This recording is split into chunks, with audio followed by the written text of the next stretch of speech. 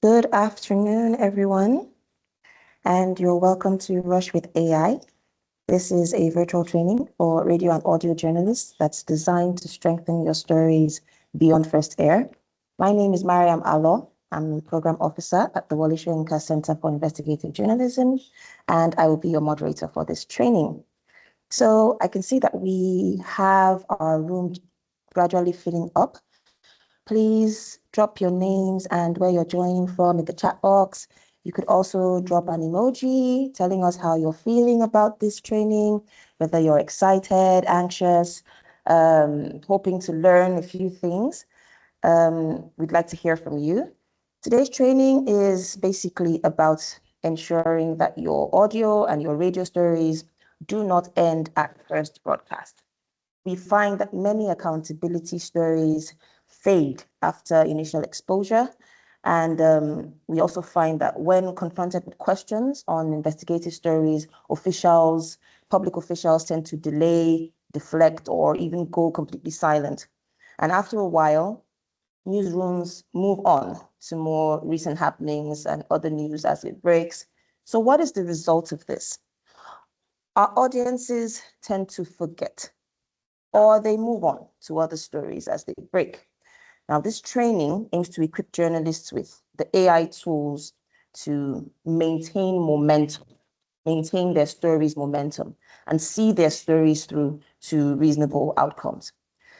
Today, we're going to explore how AI can help us do this. AI is meant to support and strengthen our editorial judgment, not replace it. And we'll also be learning how we can embed the RUSH framework into our reporting. For those of us that do not know, RUSH is an acronym and it stands for Report Until Something Happens, RUSH. Now we're going to be learning how to embed that into our reporting frameworks. And we have with us today 4 exceptional facilitators who are going to guide us through this truly power-packed session. We're going to touch on the ethical use of AI to practical tools that we can immediately apply to our work.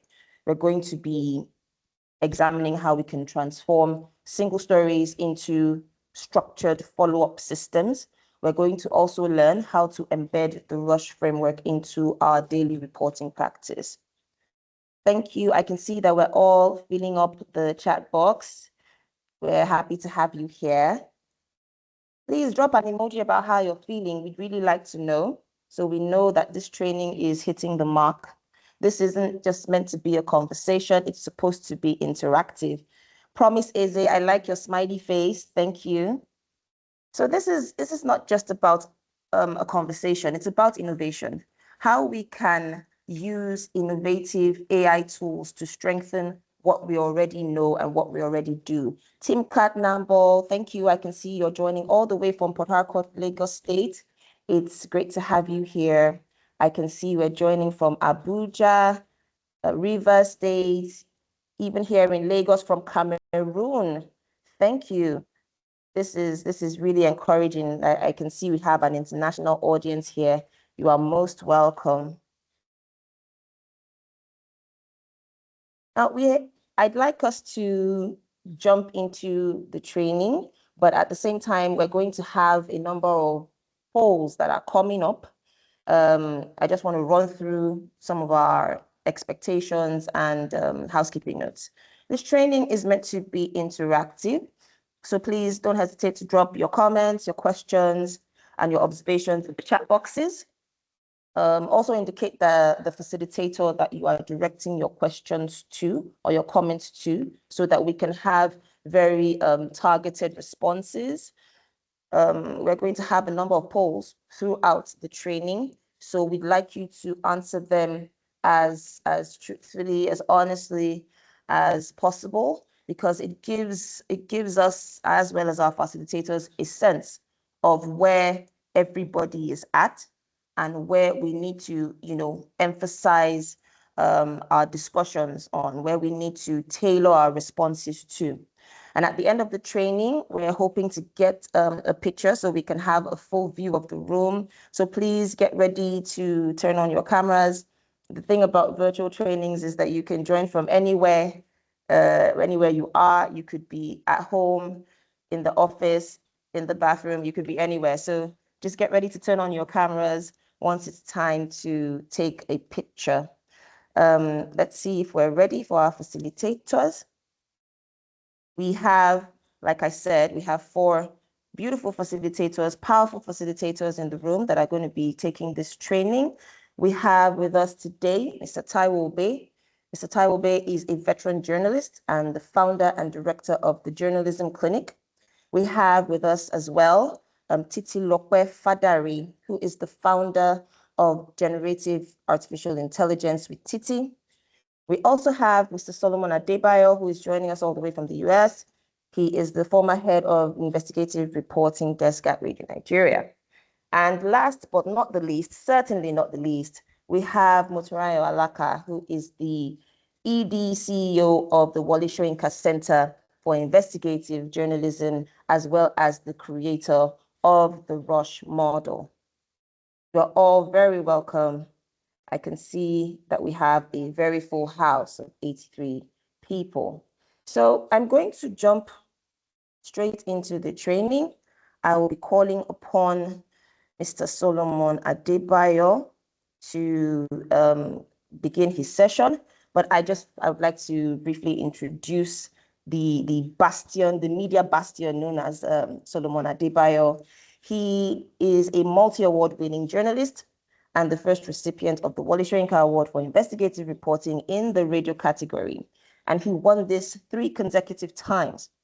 Mr. Adebayo began his journalism career with the defunct Diet newspapers before joining Radio Nigeria, where he covered politics, the environment, and he later pioneered investigative reporting on radio. Mr. Adebayo has won the Nigeria Media Merit Awards for Radio Reporter of the Year 5 consecutive times, and the Diamond Award for Media Excellence Radio Reporter of the Year 4 times. He was also a runner-up for the Global Investigative Journalism Award in Norway. As an investigative reporter, Mr. Adebayo exposed corruption, human rights abuses, abuse of state power, and malpractice in Nigeria's health sector. His investigations led to the dismissal and prosecution of presidential guards convicted of rape, the prosecution of a police officer for the killing of a detainee, and the closure of several fake hospitals in Abuja, among other high-level accountability actions.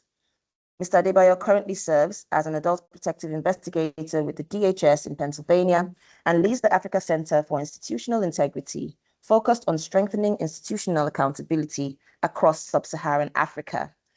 Mr. Solomon Adebayo, you are most welcome. We are happy to have you here, and we're honored to have you facilitating this training. You have the floor, sir.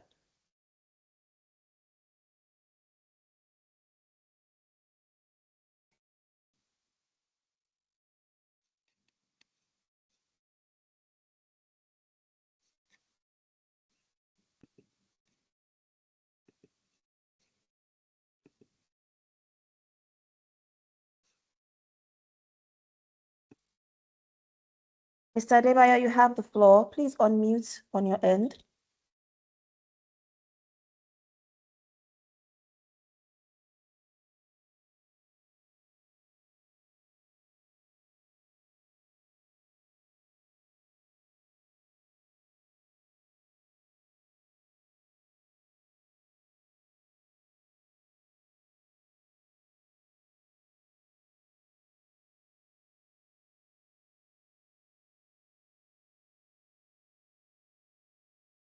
Okay, I could see we have so many of our participants coming in from various parts of the country, from across Africa.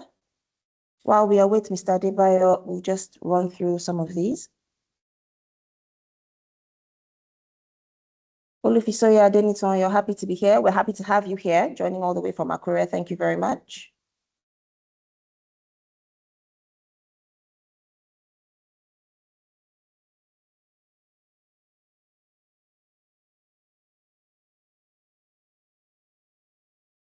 Mr. Adebayo, we can't hear you, so perhaps you could unmute from your end.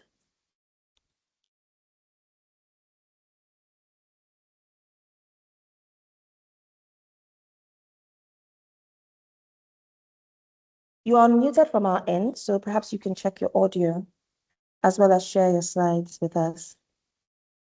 Thank you very much. Stephen Imediegu, thank you. You're here with a lot of curiosity, and we're happy to satisfy that curiosity. Thank you so much.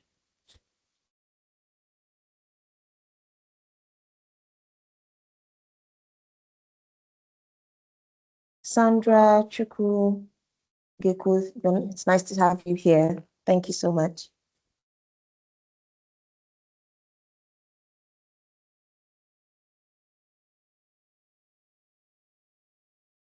Okay.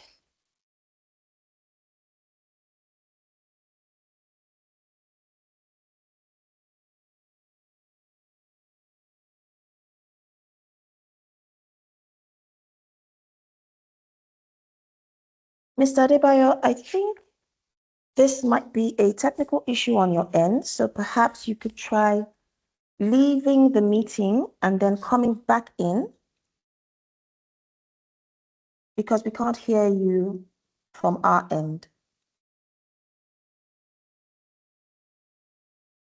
If you have tried unmuting on your end, you're muted on our end. You're unmuted on our end.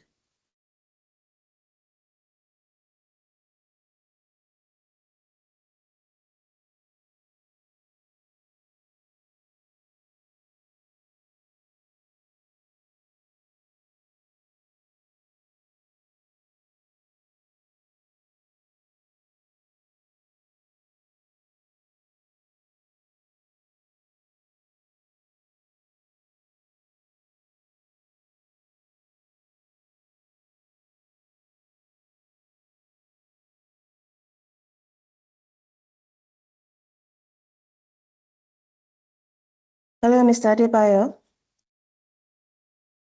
Can you try unmuting on your end? We still can't hear you.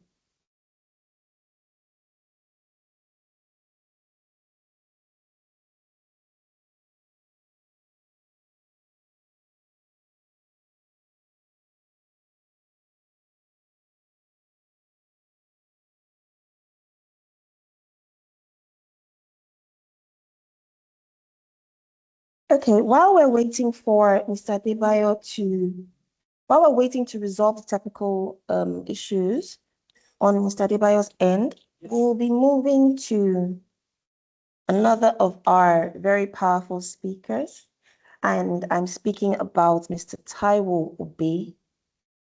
So I'm just going to give a very brief rundown of Mr. Taiwo Obe's bio, and then we'll jump right into his session. Mr. Taiwo Obe, you're most welcome. Taiwo Obe is a veteran journalist and a communications expert. He's also a media trainer.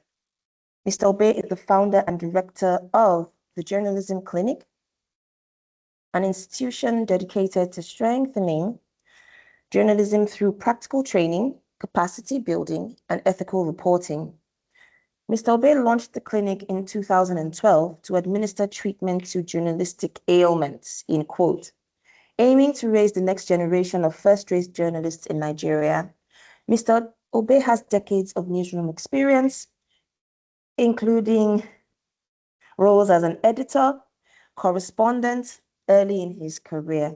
Under his leadership, the clinic has organized influential workshops and events such as Appreciation Day to honor veteran media professionals for their contributions to the profession.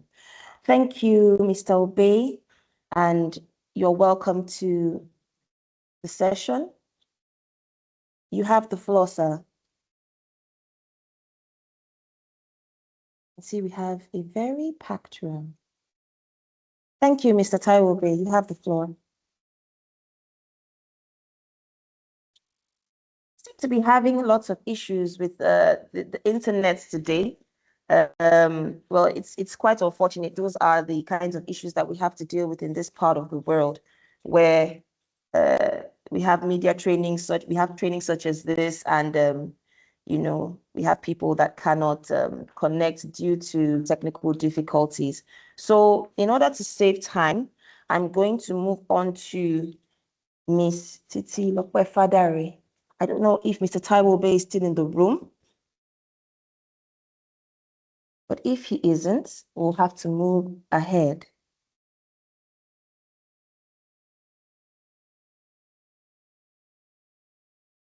We'll be moving ahead to Titilope Fadari.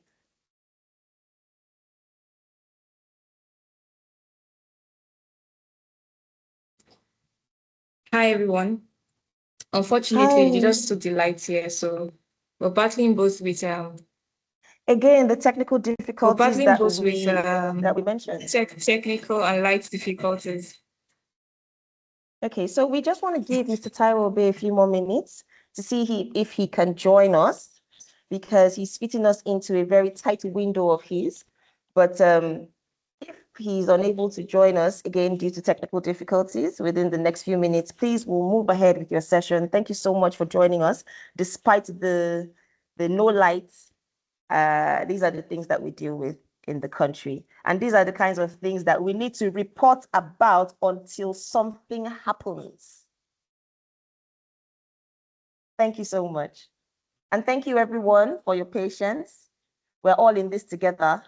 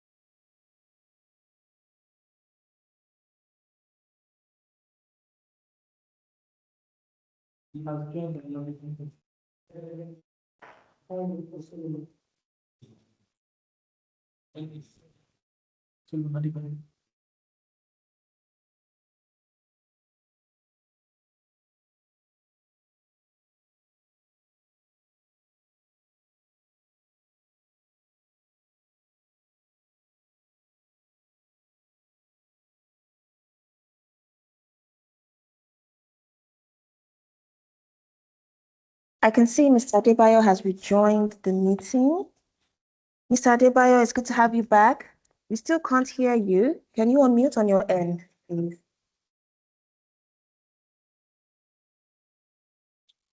Mr. Adebayo,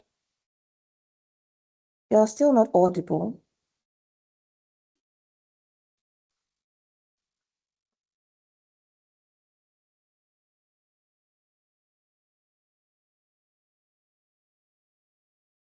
I can also see that Mr. Taiwo Bay has rejoined us. Thank you so much, Mr. Taiwo Bay, for accommodating us within your very tight schedule. I understand you have some limited time to be with us, so please, you could just jump in straight into your session. You're most welcome, sir. Okay. Can you hear me? Yes, sir, we can hear you loud and clear. Okay. Sorry, at the departure lounge, and I think maybe I have 5-10 minutes um, to do this. And anyway, I'd shared a story with Laura, and if everybody, I think the message I wanted to share has to do with the tool called Summarizer. Summarizer. Okay. So, and this is if everybody can go to smmry.com and then copy and paste this this story. It was the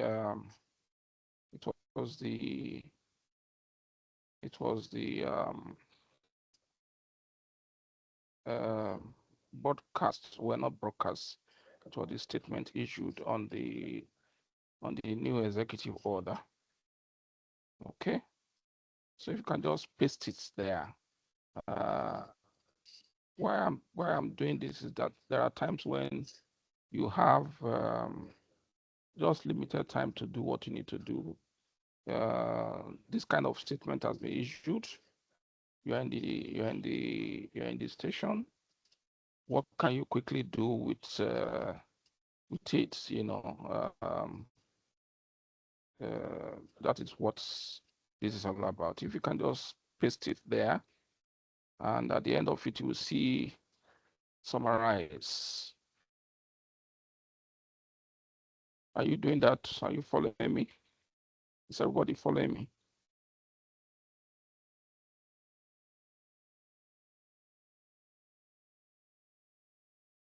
It's there now.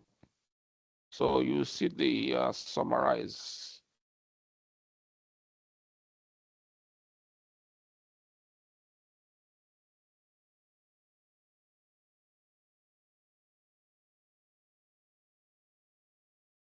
Need to know if everybody's there, because I can't.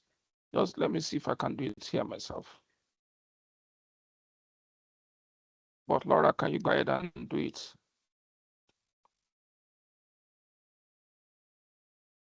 Yes, we're on it. Okay. Okay. It's up.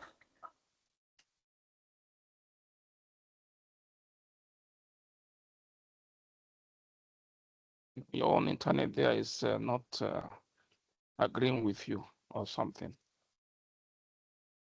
It's visible on our end, sir. It's what? It's visible on our end, sir. The internet seems to have it out for us today. Okay, the internet's having problem at your end, right? No, it's working well on our end. Okay, so have you done it? Have you done the summarization? Have you clicked the summarize? Because I can't see what you are doing. I wanted you to click it so that we can take it from there.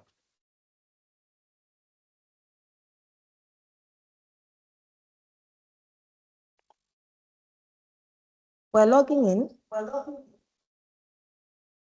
And we should have the results shortly. Yeah. Okay. Do you have the result showing?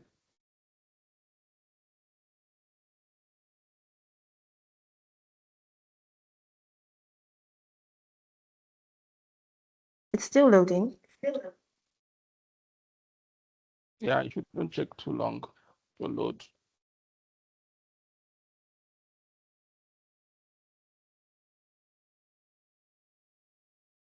I mean, because we need to go on air, in 5 minutes. So the whole idea is that we can get a few things done. We need to get a short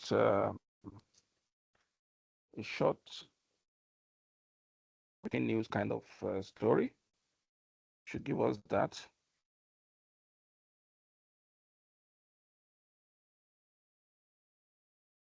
Have it done on my you will see short or long.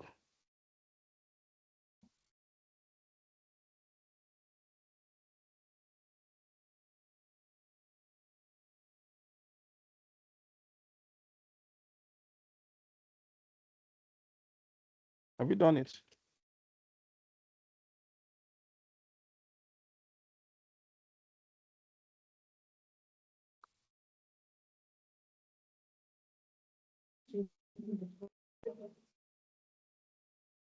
Sir, it seems that we're having a few technical delays on our end, but I can see that our participants are very much engaged. I can see that Joy, Esther, and Faith Cordo have done it on their end.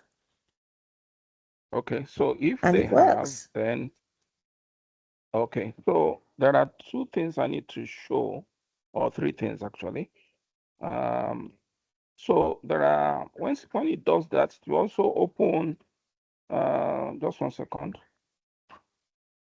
so that,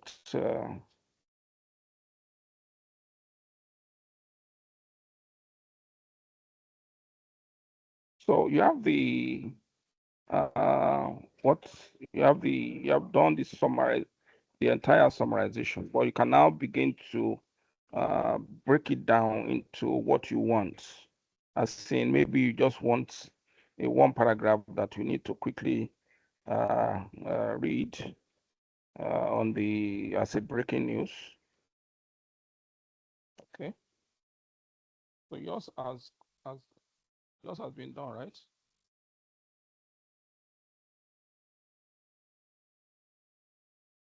Yes, sir, we Are you still there? are on track.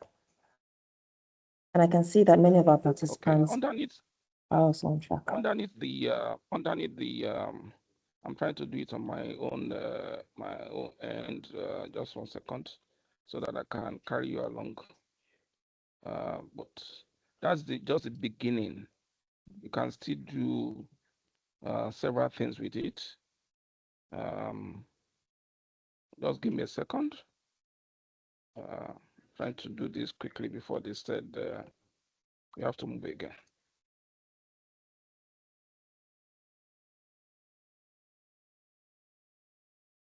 Okay, so sorry. So when you are there, you see that is crazy. Something is wrong with it there. So the summary is on the What? screen. Oh, It has okay. summarized and the summary is on the screen. Okay, just 1 second. Let me see what I have here. So you can do several things. You see beside the summary, you now have what it calls bold essentials. Can you see it? Bold essentials. On top of it, you can see 3 things: bold summary, bold essentials. So you can see those are the essentials of the summary that it has done. Are you following me? Yes, sir, we are. Okay, then the next is the bullet list. Can you try that? So you can now say that if you count it out to be 1, 2, 3, 4, 5, 6, 7, 8, or whatever it is, so you can begin to repurpose that story to say eight key things from that statement, or 7, as the case may be. Am I making some sense? The bullet points allow you to now begin to repurpose the story. Yeah? Yes, sir. Okay. Somebody says he didn't catch the name of the site. That is www.smry.com.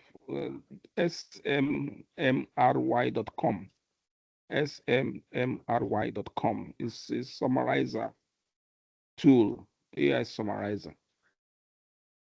I hope the person has got that message. No, swmry.com.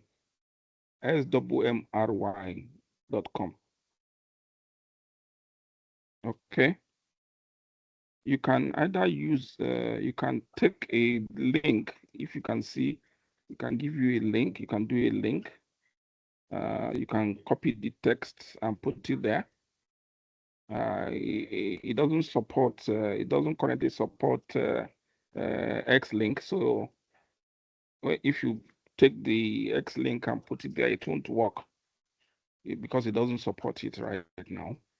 So the best thing is just copy the text, even if it's a whole book, it will summarize it for you. And then you can now do the bold essentials. You can do with bullet list if you want to write a list story. 10 essential things that the message is then. Then there's a one-liner, which can be just Can you do the one-liner and see what it comes out with? Can you do the one-liner?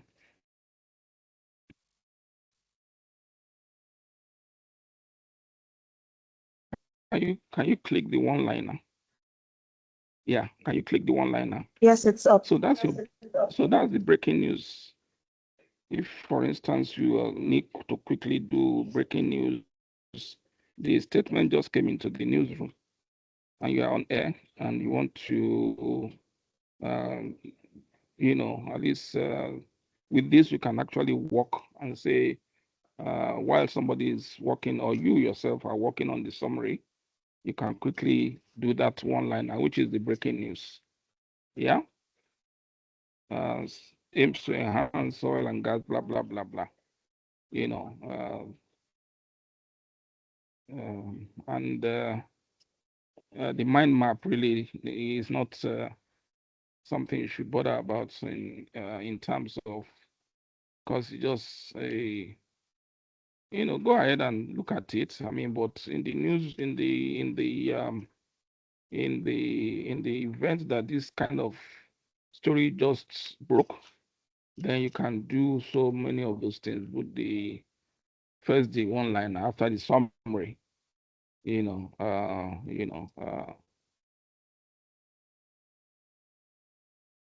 Somebody say it didn't can barely hear me. There are people who have not heard me because I can't shout. I'm in a departure lounge.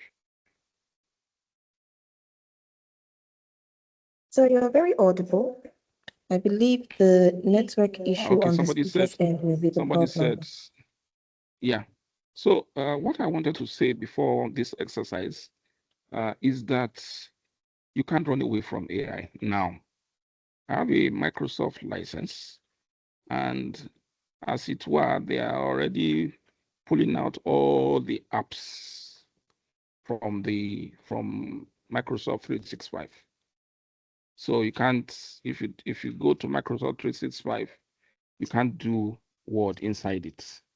They are taking the apps out of all those separate PowerPoint, every Excel. You can't do it inside that, inside the, so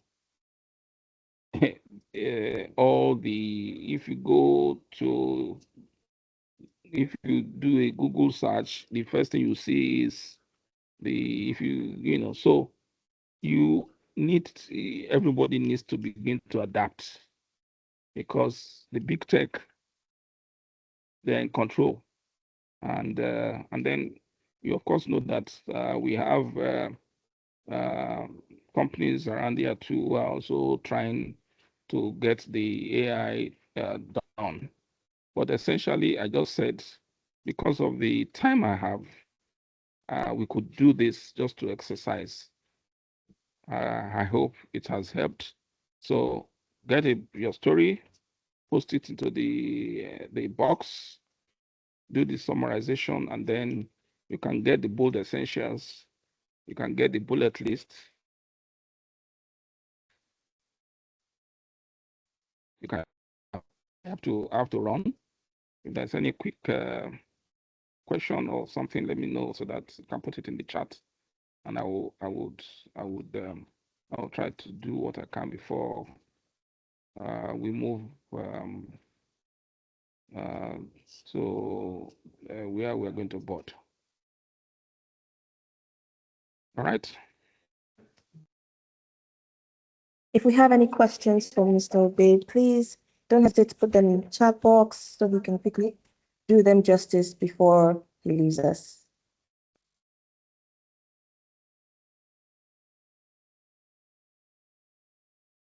Okay. So I want to read what what I'm seeing from what this thing dot short on time. Our advanced AI summarizer transforms long documents into concise overviews, so you can learn faster. Paste an article, text, or essay in this box, and it summarize. We'll return a shortened copy for you. You can also summarize PDF and text documents by uploading a file or get summaries from any online articles, videos, and even podcasts. So there you go. I hope you find use for it. I use it often, and it works for me. It's still free. If you see AI Summarizer 2.0, that is the one that you have to pay for. I've never opened it, so I don't know what it's there. The trial is laughing. All right, so thank you very much. I can see there is no question.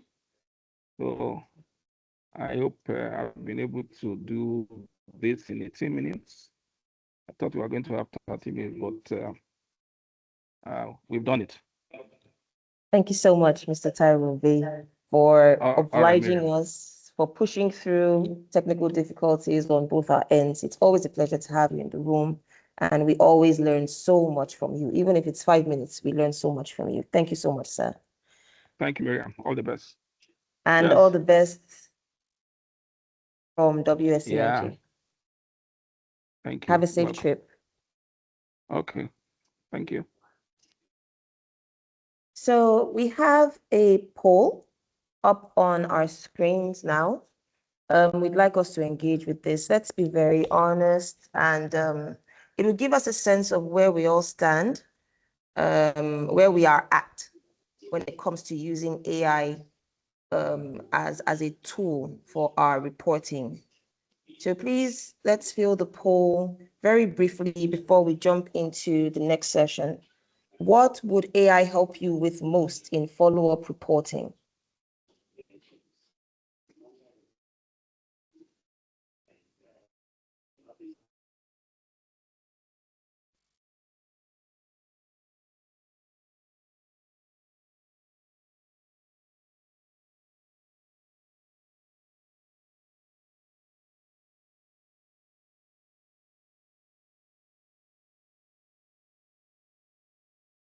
I hope we're engaging with the poll.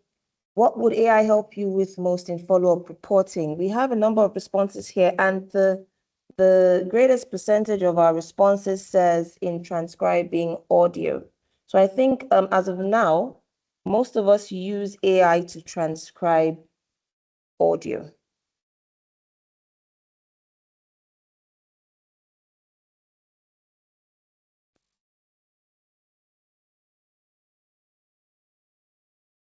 While we're answering the polls, I can see that transcribing audio is still in the lead, and monitoring story development is coming up second, a far distant second, but second nonetheless.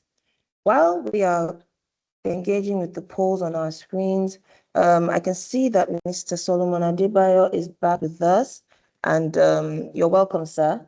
Could you please unmute from your end so that we could test your audio before we jump into your session?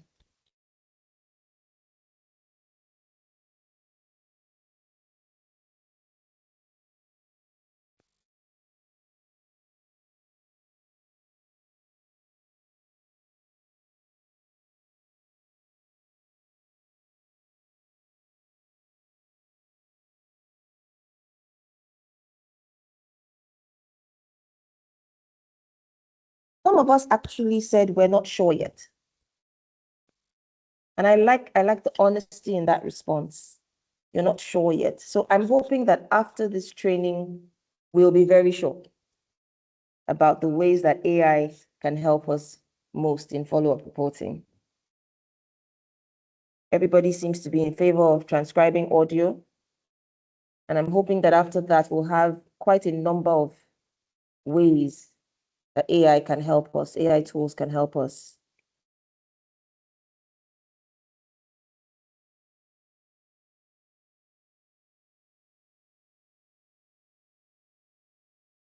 Okay.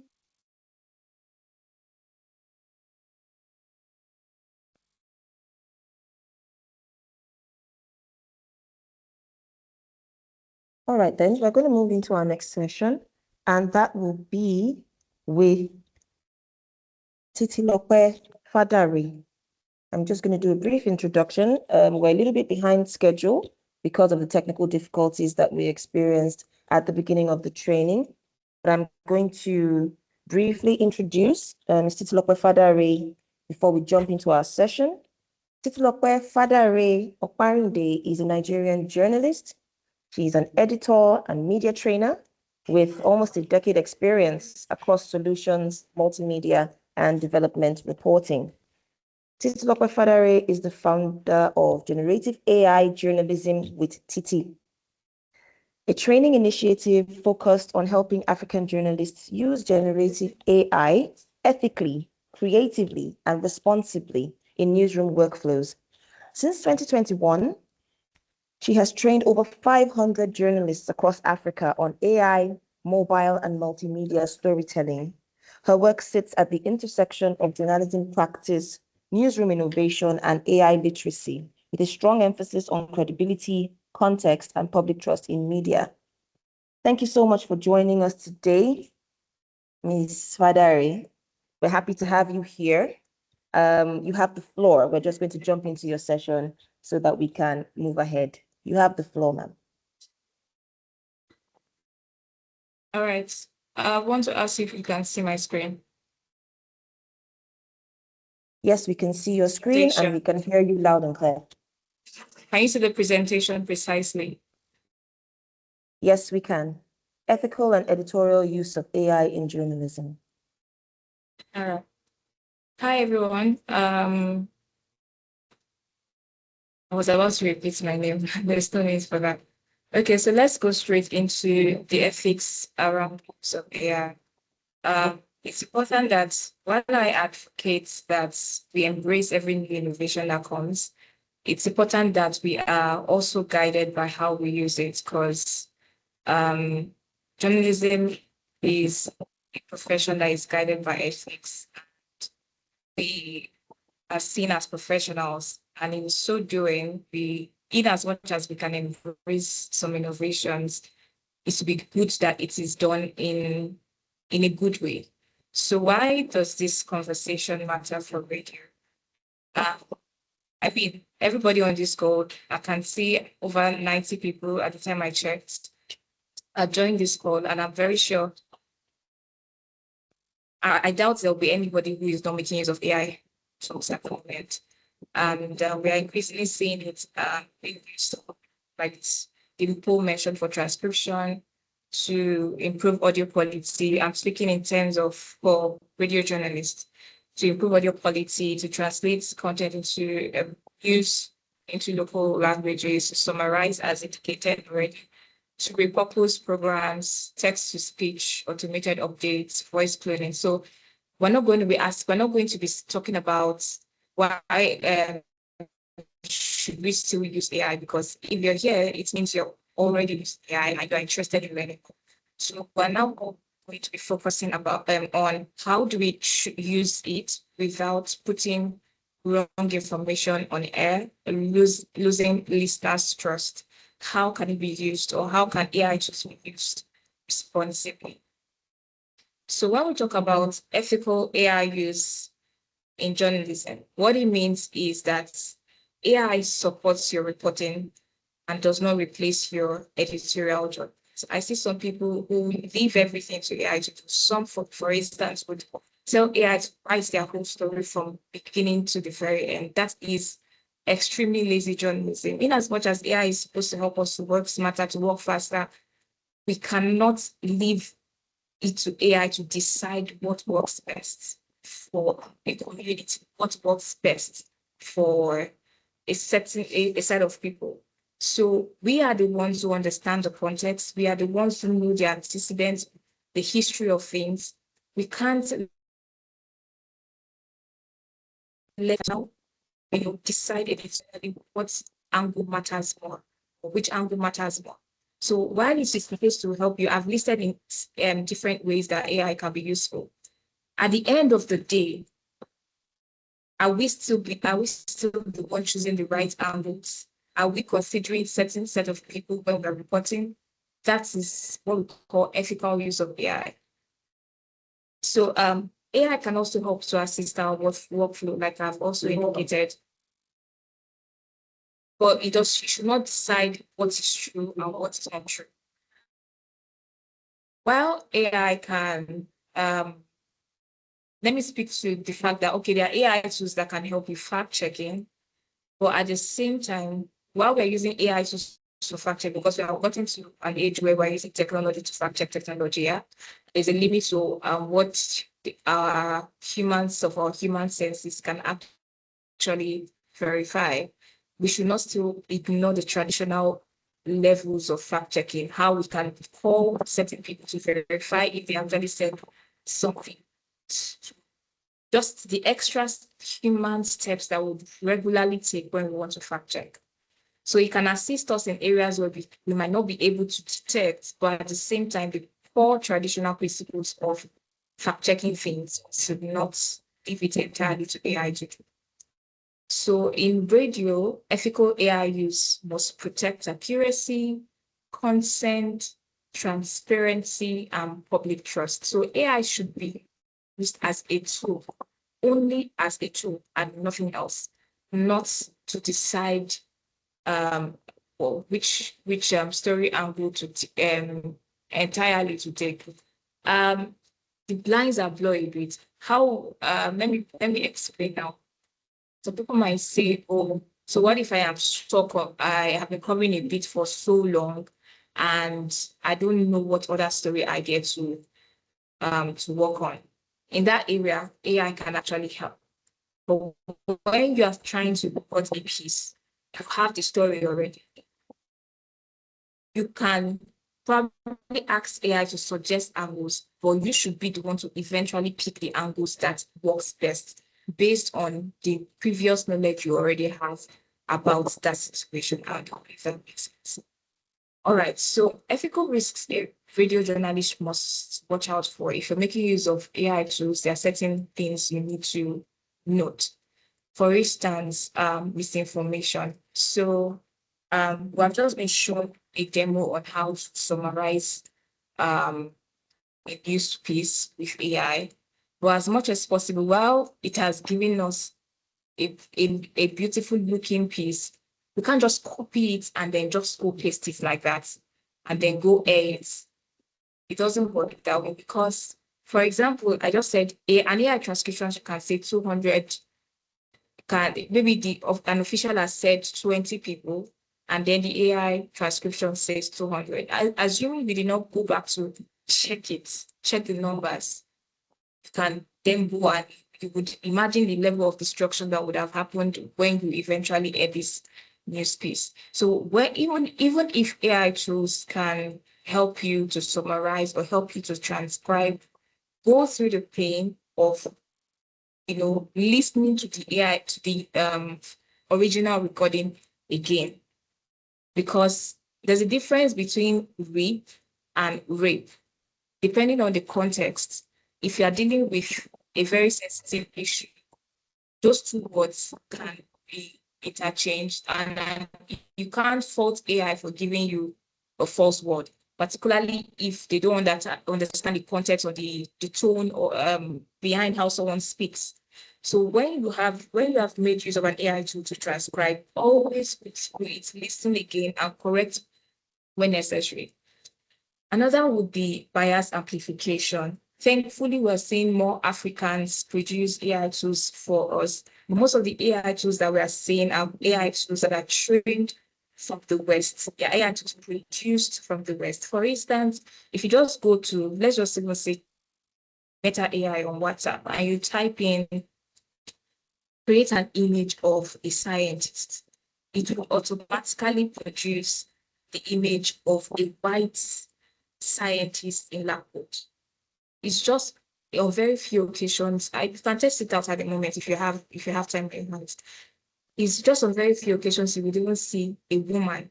So most of the time it will give you an image of a white man in lab coat. You would rarely see an image of a black person. So having at the back of your mind that these AI tools that are particularly from the West have been trained by Western data. So whenever we are trying to make use of these tools, you have to be very intentional about providing context. Thankfully, to an extent, AI tools understand, AI tools, when you guide it properly, it would it can work in line with how you tailor your pattern with your guide and everything. So you have to provide context-rich prompts that reflects our realities, our local realities, for it to give you the best output. Another ethical risk could be voice cloning without disclosure. I don't know if currently we have that in newsrooms now, where we are having radio stations that actually clone the voices of their reporters. I don't know if there's any that you can maybe send a chat. You can indicate if that is currently happening. Voice cloning can be an effective thing to do. At the same time, it would be an ethical risk to undertake. How do I mean? For instance, there could be situations where there's a particular reporter that is supposed to air a particular piece of a news update at this particular time, and the listeners, the way the audience is in radio, it's usually the sense of ownership, sense of belonging that comes to a particular reporter. And so what if the reporter falls ill and the person is supposed to give a news update, for instance? In that situation, the reporter's voice can be cloned to air the news. It helps with efficiency. It helps to sustain the relationship built over the years with the listening audience. But at the same time, the journalists should be aware that their voice is being cloned, and also the listeners should also be informed that the news updates or the production of that news has been done with the assistance of AI. So that is, in a way, it has an ethical gray line or gray area to it. So, but if we're going to be using voice cloning, we have to disclose that AI has been used to clone the voice. Privacy as well, and source protection. All right, so what are the ethical checklists for AI use in audio reporting? So before you use AI in any audio production task, you first ask yourself, is this particular task I want to do, must I necessarily use AI for it? Is it appropriate for me to use AI for it? So of course, you can use AI for transcription, you can use AI to draft summaries, you can use AI for translation, you can use AI for summaries, like I mentioned, and every other aspect to enhance audio quality. But when it comes to the editorial judgment of how the final output goes, a human should verify every piece of output that has been produced by AI. We don't just copy everything from AI, like I've said earlier, and just go on air and run with it. And a human has to, in fact, there should be, for instance, in my organization, I work with Science Development Network, is based in the UK. So when we encourage the use of AI, we have an AI policy, and we encourage the use of AI or usage of AI in our workflow. But every piece of news that gets published has to go to at least, it can be 3, it can be 4, but has to go through at least 2 editors. So, and very important, you have to disclose when AI has been used, particularly when it comes to visual, visual multimedia production. You have to disclose when AI has been used. So it is very important that you indicate, it's very important that you disclose. It's very important that a human fact checks goes through every piece of output produced by AI.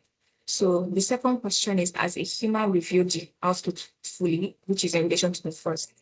The third is your signal accurate. So when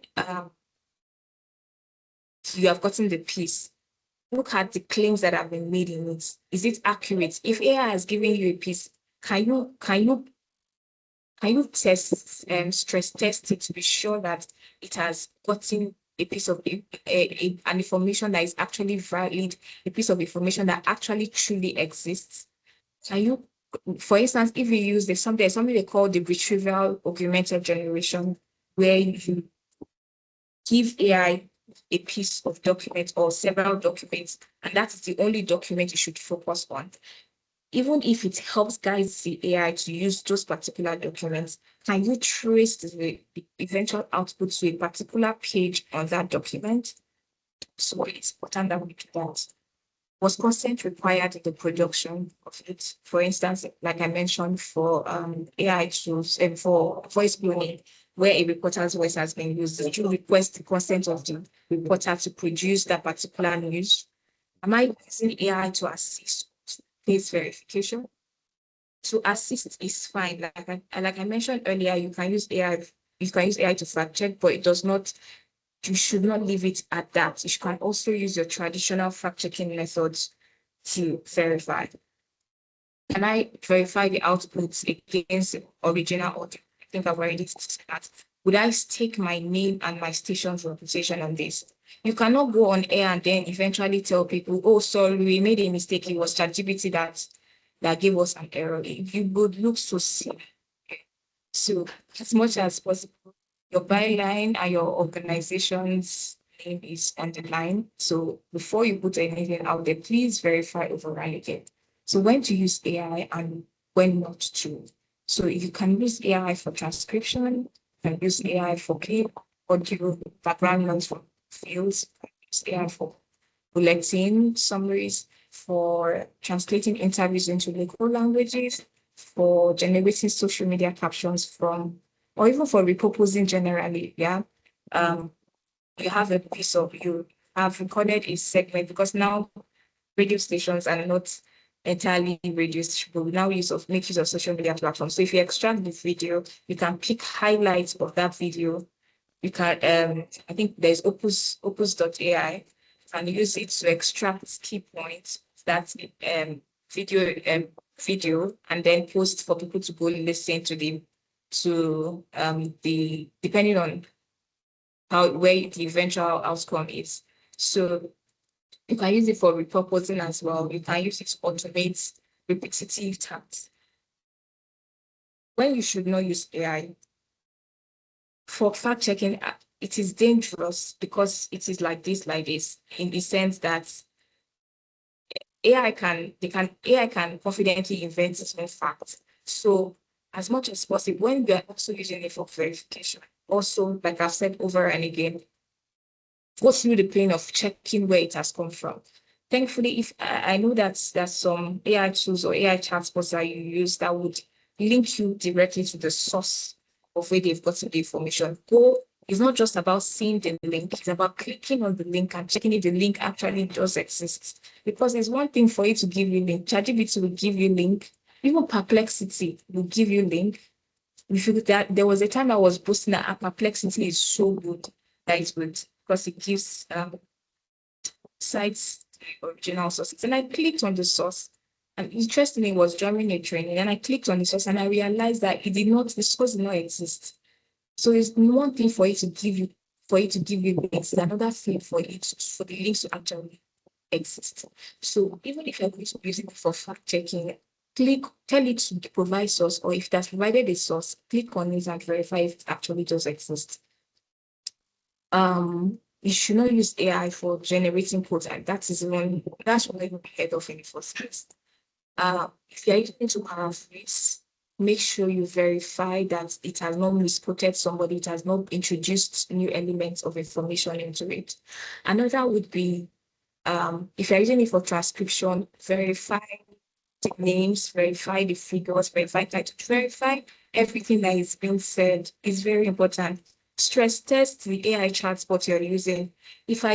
For instance, if I use Claude for maybe research and everything, and it gives me everything I want, I tell it to go back again because maybe if I upload a document to it, I tell it that document, was this actually what was indicated in the, sometimes it might come back and tell me, oh, sorry, it was not actually indicated, blah, blah, blah, blah, blah. It was based on some technical glitches, blah, blah, blah. So you stress test the AI tools that you interact with. Another dangerous relying on AI generated scripts heavily without actually thoroughly. I think I've just been saying it over again. So yeah, that's pretty much it. So responsible use, how can AI and humans work together to produce a news. So for instance, every video produces like 5 minutes investigative feature on illegal mining in Zamfara State. The first step would be that the reporter conducts the interview. So the next would be that the AI tools help with the transcription. Then we have the next step with verification. While the transcription has been done, verification has to be done next. AI can actually also help if you want to do translation. AI can help you translating, but you need to have somebody who also speaks the language to verify if what AI has given you is actually right or wrong. Very important. Another would be some people use AI to produce their scripts. Sometimes you might be you might have a creative block. AI can guide you. Okay, you have this transcription, you have like don't know which particular app to start up with. It can let me just that's the word, it can guide you. It might give you new ideas. For instance, I was trying to for my brand, I was trying to um I was researching on some marketing strategies I could use for an AI prompt ebook I'm working on. And I had this idea in mind, but I wanted it in different formats. And then I went to Claude, and Claude was able to, which was then I was like, Claude is actually very, Claude was able to give me some other scripts that was my, and I went through it and I said, okay, this actually works. So you can open your eyes to different ways to approach a situation, but not entirely like when you see the output, if it works, fine. If it doesn't work, add more, either change your prompt, give it more context, and you get to, and then eventually look at the output and tweak it in a way that works for your needs. For audio production, there are AI tools now that can help with editing the audios, and there's the script. You can just even with text edit your audio. Okay, so you can also use AI tools for that, or you can use the manual mode, which is your Adobe Audition. You can also use Adobe Podcast as well to the background of to improve the noise levels or the noise, the background noise, to reduce the background noise from the output. Then of course the editorial review as well, and then final publishing. So building simple safeguards in radio newsrooms. So regardless of the size of a newsroom, it is important, like I mentioned earlier, my organization, we have an AI policy. Your AI policy has to be, you have to have an AI policy. It shouldn't be vibes and inshallah when we are making use of AI.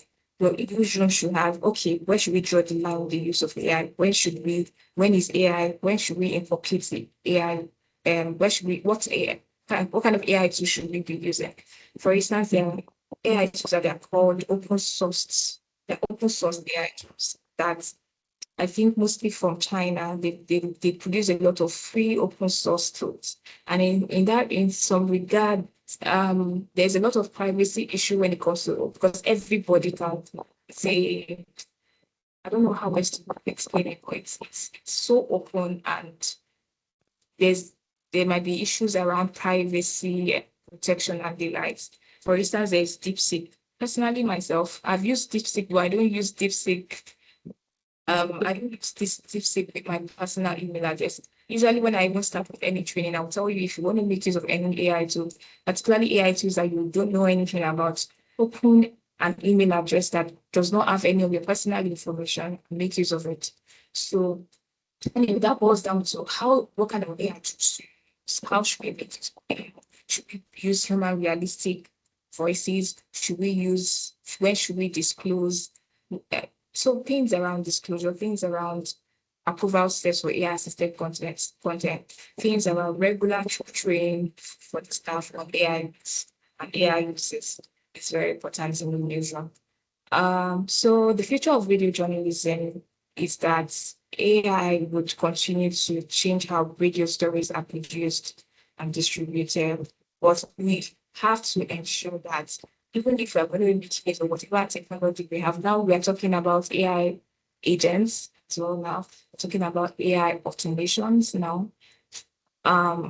We should, irrespective of the new innovations that come up, we have to The ethics of journalism has to be core. Basic transparency, accountable journalism, most important part, led by humans. So that's the pretty much summary of the talk around my session. Thank you very much.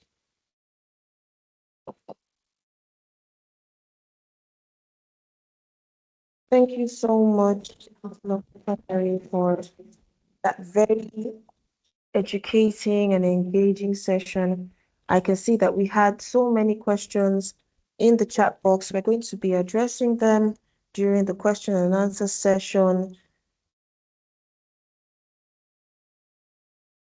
So I'm just going to run through a few of your takeaways. I mean, what I could gather from, your session.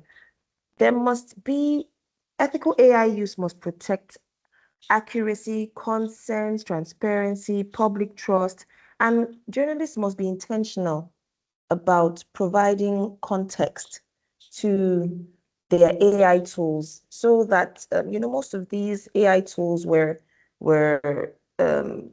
trained by and created by people in the Western world. And so when we make use of them in this part of the world, we have to train them, we have to give them context so that they are trained to assess our needs as Africans or as Nigerians or whichever part of the world that you're operating from. And then there are pertinent questions that we must ask ourselves when we use AI in radio production. We must fact check. Twofold fact checking cannot hurt. If you have an AI tool doing fact checking for you, it does not hurt to also have the traditional human methods of fact checking. And that AI translation also should be verified by a traditional speaker of the language that you're seeking to translate.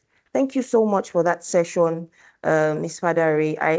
I don't need to overstate the fact that many of our participants really gained a lot from that session. As you could probably see, there were so many messages in the chat box.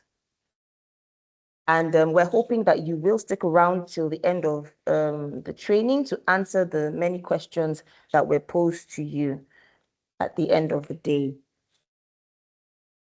At this point, we're going to quickly transition to Mr. Solomon Adebayo. I'm going to give a brief run through of Mr. Adebayo. Thank you so much for pushing through the technical difficulties to rejoin us, Mr. Adebayo. And while I'm introducing Mr. Adebayo, we're going to have a poll pop up on the screen. Again, please endeavor to answer these polls as candidly as possible so that we have a sense of where all our participants are when it comes to AI use. Solomon Adebayo is a multi-award winning journalist and the first recipient of the Wole Soyinka Award for Investigative Reporting in the radio category, winning it 3 consecutive times. Mr. Adebayo began his journalism career with the defunct Diet newspapers before joining Radio Nigeria, where he covered politics and the environment and later pioneered investigative reporting on radio. Mr. Adebayo has won the Nigeria Media Merit Awards for Radio Reporter of the Year 5 consecutive times and the Diamond Awards for Media Excellence Radio Reporter of the Year 4 times.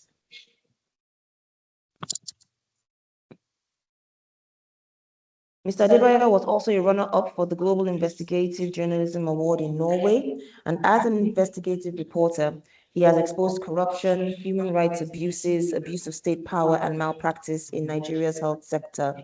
Mr. Adebayo currently serves as an adult protective investigator with the DHS in Pennsylvania and leads the Africa Center for Institutional Integrity, focused on strengthening institutional accountability across sub-Saharan Africa. Mr. Adebayo, you're most welcome. We're going to wait a bit for our participants to complete their polls. And of course, we're going to be tracking our responses as we go along. For now, the question is, after today's session, what action are you most likely to take? And the options are introduce a follow-up tracker, test one AI tool this week, create a recurring rush segment, raise AI ethics discussions in my newsroom, start documenting institutional silence, and the last is I need more support before acting. It's safe to say that the winner in this regard are those that chose AI ethics discussion in my newsroom. So we can safely say that this is where most of the participants are likely to take further action regarding AI use in their respective newsrooms. A close second to this is, well, a lot of people have decided they're going to test one AI tool this week. That's good to hear. Let's hope that we take into consideration everything that we've learned on AI ethical use when we choose to adopt one more AI tool this week. Thank you so much, everyone, for your participation. And without further delay, we're going to move into Mr. Adebayo's session. Thank you, Mr. Adebayo, for joining us. You're most welcome, and you have the floor. You can hear me well now? Yes, sir, we can hear you. Thank you so much for joining us. Solomon Adebayo has been introduced, and I welcome everybody to the training. I think I'm supposed to talk about embedding follow-up stories, implementing podcasts, and navigating art and editorial constraints. So basically, I will talk about here.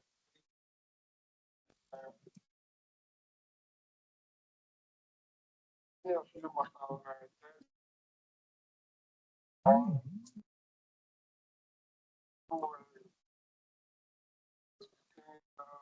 video journalism career. But I want to the first thing I want to say is that video is a different of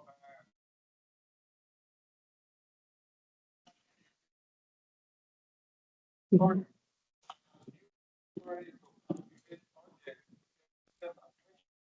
How do you get the attention on you are telling the story? In creating investigation, it's a long form story, but a long form story. So loud. So, thought. Tell the story.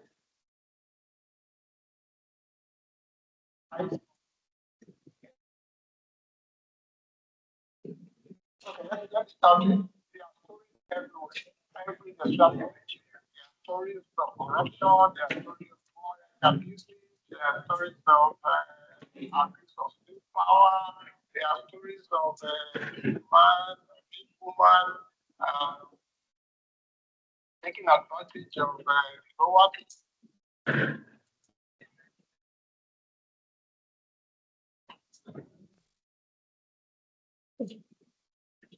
You're just working on any street across Nigeria, you see stories.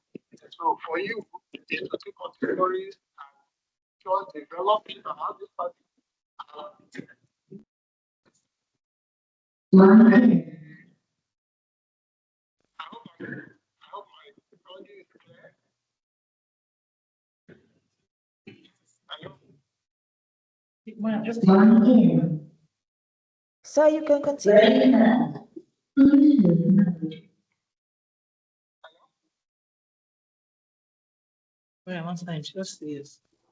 Hello, Hello? Mr. Adebayo, we can hear you.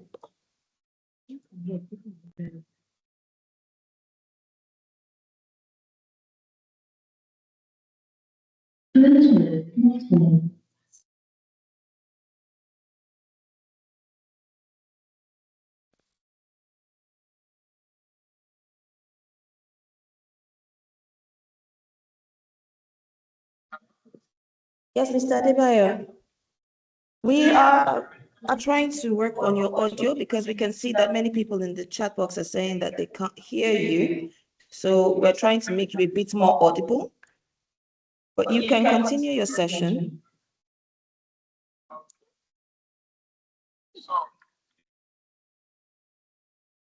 One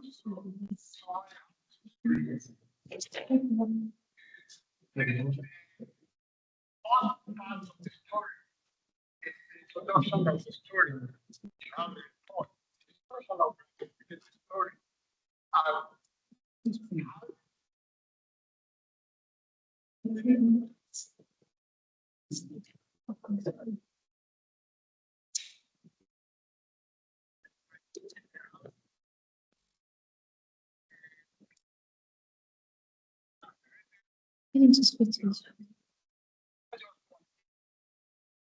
Of what story? Like sometimes I work on story for 1 2 months. I have follow up. Like sometimes I have story once.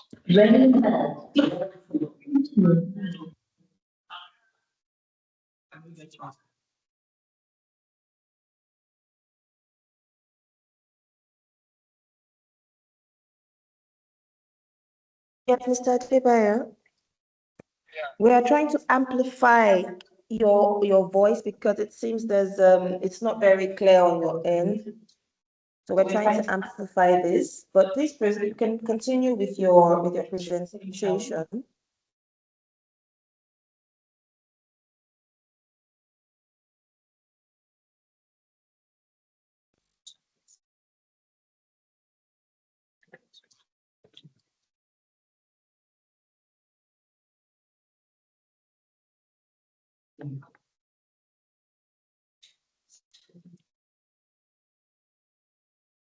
I'm going to have about 2, 3 or 4 follow-ups because my mind, what you walk in your mind is like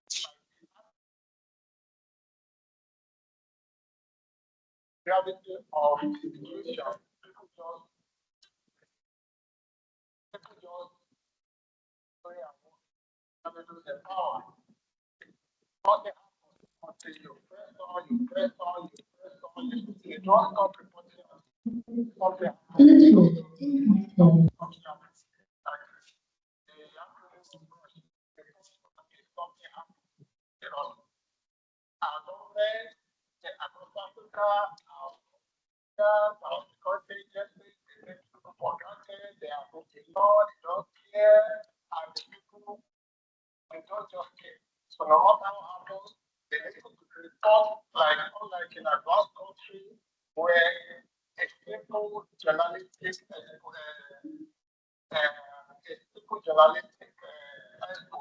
will bring down the government, force political leaders to resign. In Africa, people just continue, they don't care. So as a journalist, by the time you do your first report, people just walk away, people will follow, you continue, you get back. But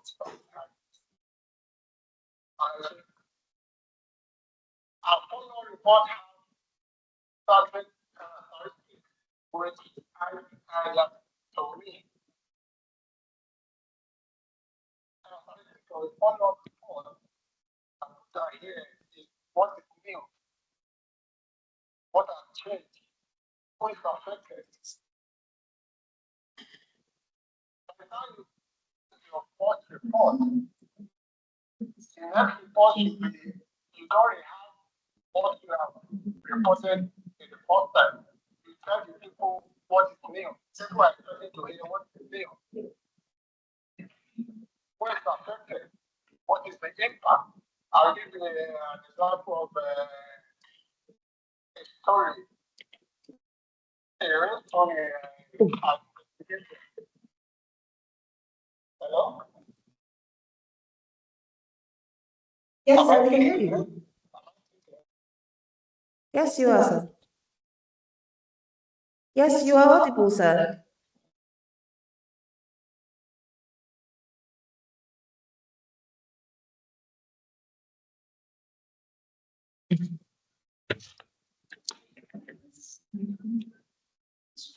Sir, your audio has cut off. Your audio has cut off.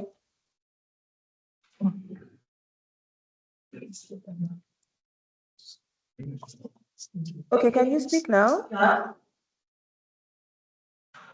Yes, you're audible again, sir. Thank you.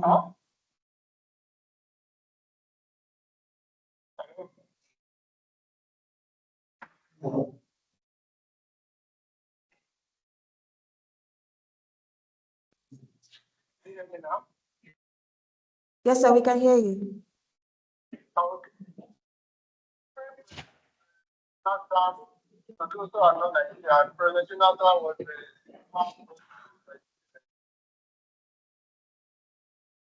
there's one comprehensive card that special soldiers that are guiding the president, they are special forces, they are privileged set of soldiers that are guiding the president.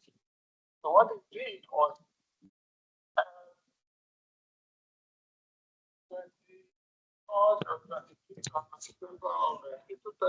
from here, the people around Abuja, and just pick women in their military vehicle, and they take back and start to repeat it.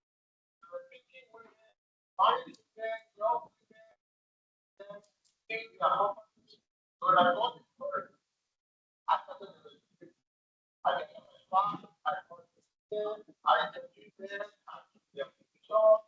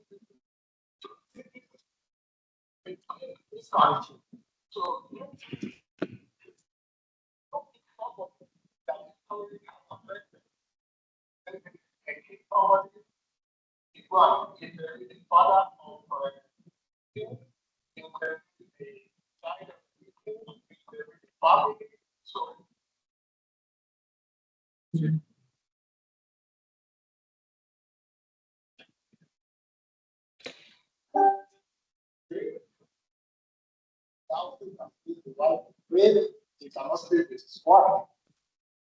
Follow to look for human thinkers who is affected.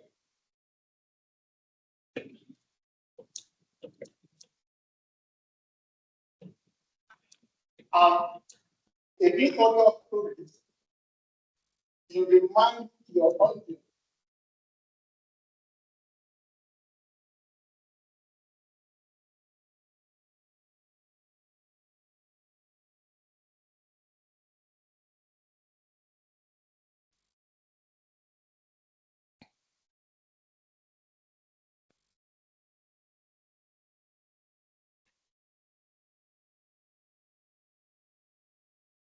Good day, everyone. Mr. Solomon Adebayo, can you hear me?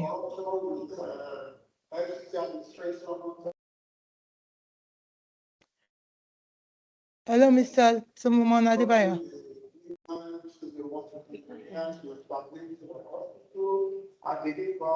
Okay.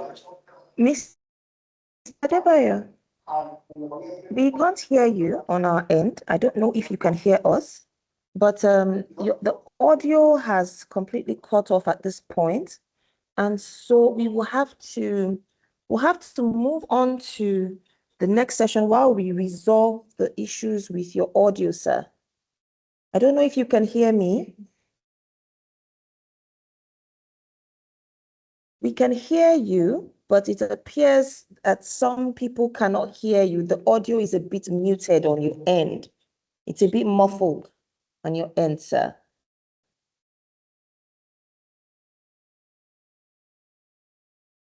So we may have to address the audio issues while we take another the session, and then we have audio. See, Motirai Alaka has her hand up. Okay, You have the floor, ma'am. thank you, Mariam. Mr. Solomon Adebayo, I'm really sad that we are having these audio issues because I'm certain more than half of the room came for you. And we were really, really looking forward to, yes, all the sessions, but hearing from you, especially on radio, since, it's your expertise.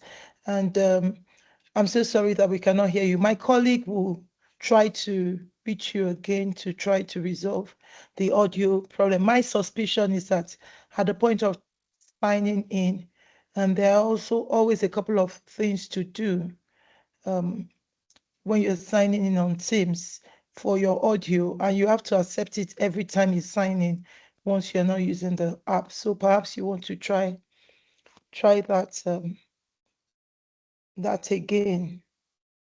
You're muted at the moment. Can you please just unmute and let's see?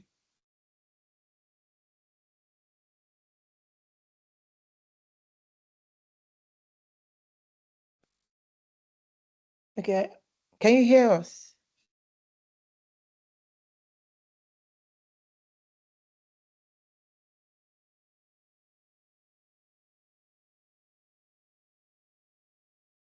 Okay, like my colleague Mariam said, let's try to go to the next session, and then hopefully we're able to resolve this.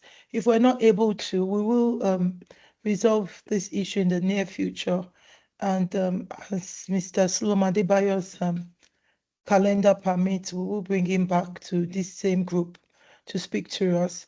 We've learned about AI, we've practiced with Theo's session, Titi Lokwe's beautiful session. We've learned very much about AI, especially doing ethically. It is important that we hear the radio side of things. So we will make up for this, hopefully very soon. We apologize for the glitch, but it seems the team did test the sound before this session started, and it was fine. So something has gone wrong that we're unable to figure out, perhaps because it's from the other hand. So if Thank you, you, Motirai, for stepping in. yeah, go ahead. Thank you for stepping in. Mr. Adebayo, thank you so much for trying to push through the technical difficulties that we've been experiencing on your end as well as ours. We really appreciate the efforts. We're so grateful. And as my colleague has said, we hope to address your session in the very near future. But without further ado, we just want to step into the next session, which is going to be led by Motirai Alaka. So we've discussed the tools, we've discussed the AI tools, we've discussed ethics that we need to imbibe and take into consideration when making use of these tools.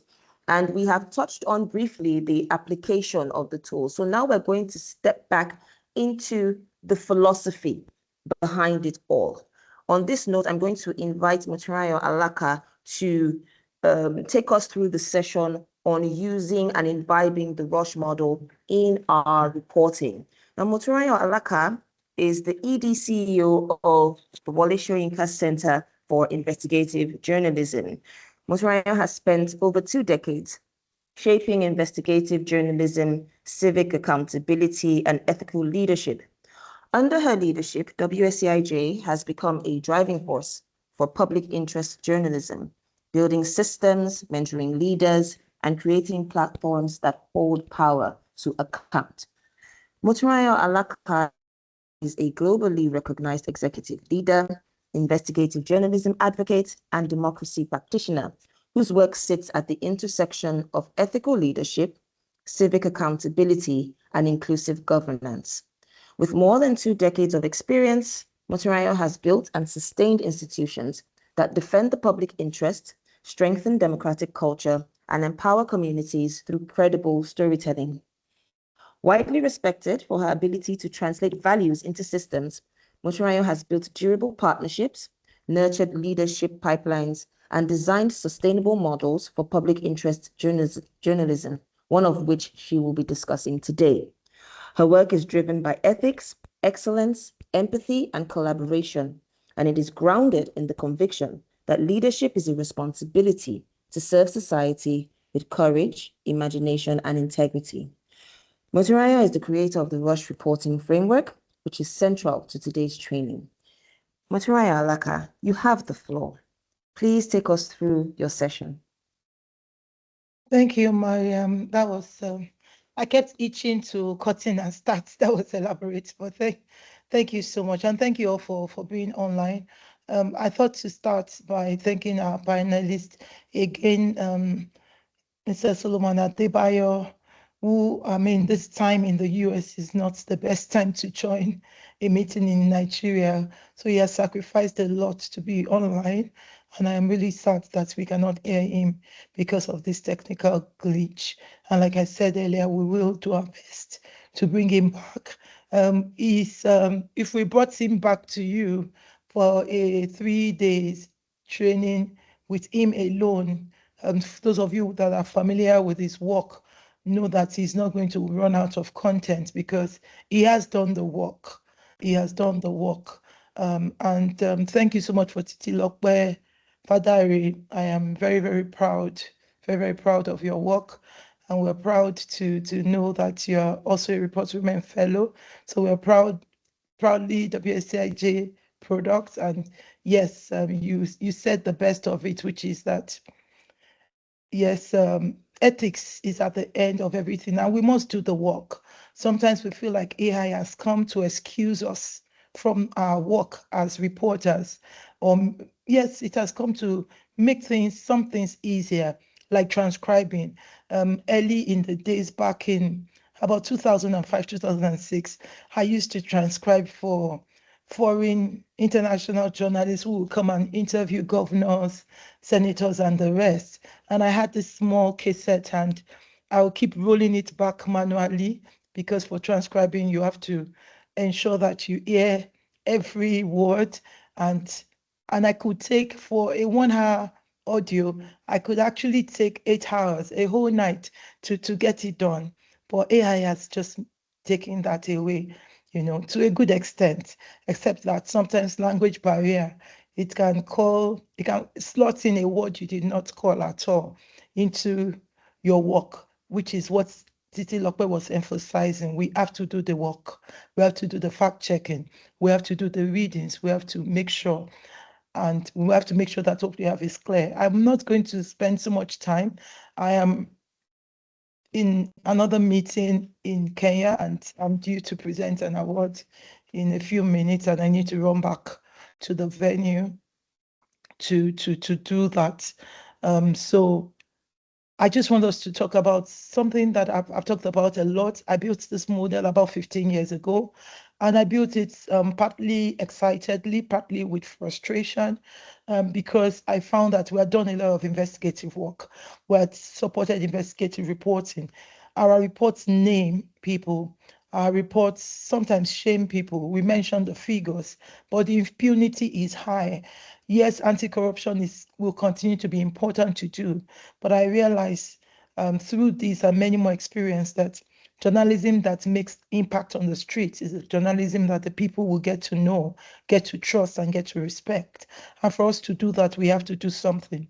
I hope you can see my slides clearly at your hand. Yes, we can see them. Thank you. So what is RUSH? Report until something happens. Summarily, it is an ethical, sustained impact model. And the easy thing that I had built RUSH model to do is want to extend the shelf life of a story, extend the shelf life long enough for it to make impact on the streets. How do we do that? We localize it, maybe through languages, radio, journalists, you do that a lot, and the other genres of journalism that are online. You pick the story, You can localize it through languages. You can localize it. Some people will say it in Pidgin. Some people will say it, in Yoruba. Some people say it in Efik, in different languages because you want it to reach the people. But we can also do more than that. Rush is saying that acknowledge all of the ecosystem that journalism is attached to, the advocacy group, acknowledge the other genres and other types of media, the entertainment media. How about we turned, the story to a film? Some of you have watched Oloture, and it's one of her, award winners who wrote that story on Premium Times. And then, it was turned into a film. And many people, yes, that investigation was really big. It won one of our awards and it was extremely popular globally. For many people only heard about the story after the film came. So Rush is a strategy for making sure amplification happens. And we do that through technology. We do that through the leverage of technology, the leverage of collaboration, and then follow through journalism. You were there 6 months ago. The road was bad. And the governor promised that this thing is already 80% complete. Now you need to go back there 6 months after that, a year after that, and tell the story of whether it is working or it is not working. Because journalism exists to hold the people, to hold the government accountable, not just government, all of us accountable. Journalism exists for power dynamics, to hold us all accountable. So we want to ensure that our reporting leads response to the civic change that you want. And like I was giving in my background, it was I've had the privilege of leading more than 15 media monitoring reports that we do from ground up at the WSIJ, trying to get primary data on how journalism is done, to inform our training, to inform the design of programs, to inform how we engage with stakeholders, to inform the kind of questions that we ask. And there is one conclusion, there's so many issues, and I can talk about this at other fora, but one of the most major conclusion is that our journalism often lacks strategy. You're covering education, or you are an editor in charge of the health beat. You have 4 pages if you are a print media. You have 1 hour, maybe 2 hours in a week if you are on radio, shared amongst many programs, maybe 10, 15 minute slots. Mostly we run to fill the spaces, but we do not sit back to say, the spaces we have been filling for 5 years, what is happening? What is our story doing to the streets? What changes are happening and what changes need to happen? And we are planned to target this more to local journalists. If you are in a community and you have a radio station and there is a water challenge, how does your reporting do sustained follow-up on the ramifications of that water challenge until the people actually get water? And as I move on, I'll just tell a quick story that I tell many times around Rush. I'll tell 2. One is that we've led projects at the WSIJ where we sent journalists to the Niger Delta oil and gas project. We send them to the Niger Delta to cover stories. And one of the things that they often tell us is that we should add a bit to the budget because the community dwellers, the people that they want to interview, often ask for money. And I say, why do they ask for money? And some of them tell me that, well, the people tell them, some of them that are older say, I've been living in this community for 30 years. Many people like you have come to report our community, and our community has not improved. So let me even remember that I ate breakfast when you came, even though, nothing would change about the oil spillage. The people want change. But another story is the story of Sharon Ejakson's story. Sharon Ejakson's report. It was a broadcast TV report, and WSIJ had the privilege of supporting that report about Bethel School in Ikorodu. I believe that story was at about 2017 or 2018. And Sharon had done this story. The principal, when she got to the place, was at loggerheads with Sharon, was very, very unhappy that Sharon had gone into the school without permission because the school did not have a fence. A 50-year-old school a primary school serving 7 communities.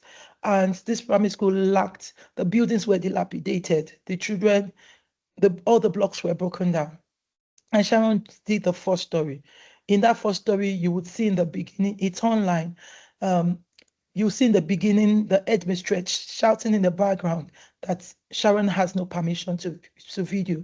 6 months down the line, Lagos State government is shamed to actually go back and reconstruct that school. And the same headmistress invites Sharon to come now to a hero's welcome. That is the power of the journalist. A journalist enters a community, something can change. The life of a child can change forever. I can tell many, many stories of, our engagements, the stories that we have supported as an organization and the changes they have made. That is why we exist, that the people's life will be better. I really love to always say, so that the vulnerable will be comfortable. That is my own life's mission. And that is why I'm in journalism. And Solomon Adebayo has also done this in many ways. He did a story on prisons. And I'm emphasizing one of the reasons I really wanted Solomon Adebayo to be here is that people often say that, oh, my media organization is the reason that I cannot do the kind of story that I want to do. But somebody like Solomon Adebayo did great investigative reports as a Federal Radio Corporation staff. And he won many, many awards. As a matter of fact, himself and DJ Badmus are one of the reasons we created the maximum win of 3 for the award, because they kept coming back every year to win this award. So you can do great journalism no matter your platform. Rush is, I have a theory in Rush, and that theory is that there are 2 communities. There's a community of geography and there's a community of interest. Community of geography is Lagos, America, Wuhan, where COVID broke out, any community, whether it is big or small. The other community is a community of interest, your bits, education, aviation, oil and gas, health, politics. Some people in other climes, they drill down in bits so much they can cover just elections, the White House, government house, whatever it is, that is the community of interest. And my postulation is that whenever there's an intersection between a community of geography and a community of interest, and you build strategy around reporting that issue, you're going to have the highest point of impact, because every story is first local. So if something, for instance, is happening in it's happening in Abuja and it's happening in Wuse 2. And in Wuse 2, there is a school that is in Wuse 2. If you are able to write your story and follow up on your story in such a way that you engage that immediate community, the immediate stakeholders, and also engage the issues community, those people who are covering education, and the parents who send their wards to school in that area. If you're able to do this, you are likely to make more impact. You are likely to make more impact amongst the people. And that's where local news is important. I know that many of us love to listen to international news, but every story is first local. Every story is first local. When you talk about COVID-19, you would always talk about Wuhan. Every story is first local. And that is why there are journalists who are strategic and have positioned themselves to be people who supply local news to international media, because AI cannot generate local news. Titi Lokwe father said something apt. AI can be confidently wrong. It can give you wrong data and say it with such confidence that you believe it and you do not verify. But you cannot tell your audience that, sorry, I made a mistake because I wrote it with AI. You have to validate, the brain. You have to validate the fact that you have a brain. You have to validate the fact that you're a reporter, you're carrying a card of an organization, or even if you're a freelance reporter, something is expected of you. So looking at local issues, there's never a time when there's no story idea. I do story idea workshops And on one issue, I can give you 10, I can give you 100 if I have time, because there are always story ideas for the discerning journalists, for the journalist who wants to make a difference. So let me drill down to what it starts with. It starts with a story idea. Let's say that you have a story idea on, I'm trying to think of something current. Yeah, the reported attempted assassination of Mr. Peter Obi is a story idea, for instance. So that story, you have to sit down and actually plan it. What happens a lot of time is we run to the news. Once you report, now everybody has reported that there was an attempted attack on Mr. Peter Obi. Everybody goes to bed. The journalism has ended. But that is actually where journalism starts. You need to verify what happened, what are the issues. So the journalist who goes beyond the breaking, it has broken. And as you all know, in this aggregation and click happy age, everything is broken in the news. Even if you are telling it in over 48 hours or 3 days after, you will say breaking news, because everything is now broken. Breaking news used to be respected because it was something fresh, something new. But once you pick the story idea, a story of, supply of syringes in a hospital in a locality, and you pick that story idea, then you sit with it to do your story planning and strategy. And that is where the ecosystems thinking comes into play. You're not just thinking of this story as there is no syringe in this hospital because government did not release the allocation, and the people are upset about this. We spoke to the head nurse. The head nurse said this is extremely frustrating. The patients said they have been on the queue for injection for 3 hours. That's a first good story. But you need to then think about it. Who are the people who are interested in health issues? First, that story, why is there no syringe? Is it just budget? Or is it that it is released? And what happens? You have to follow the money and follow the story. What happened exactly to that budget? Was it that the money was not released? Was it that it was released, but it was diverted? Was it that it did not get approval? Was it that there was miscommunication about, the number of people who need syringes in that particular hospital? You need to trace the story.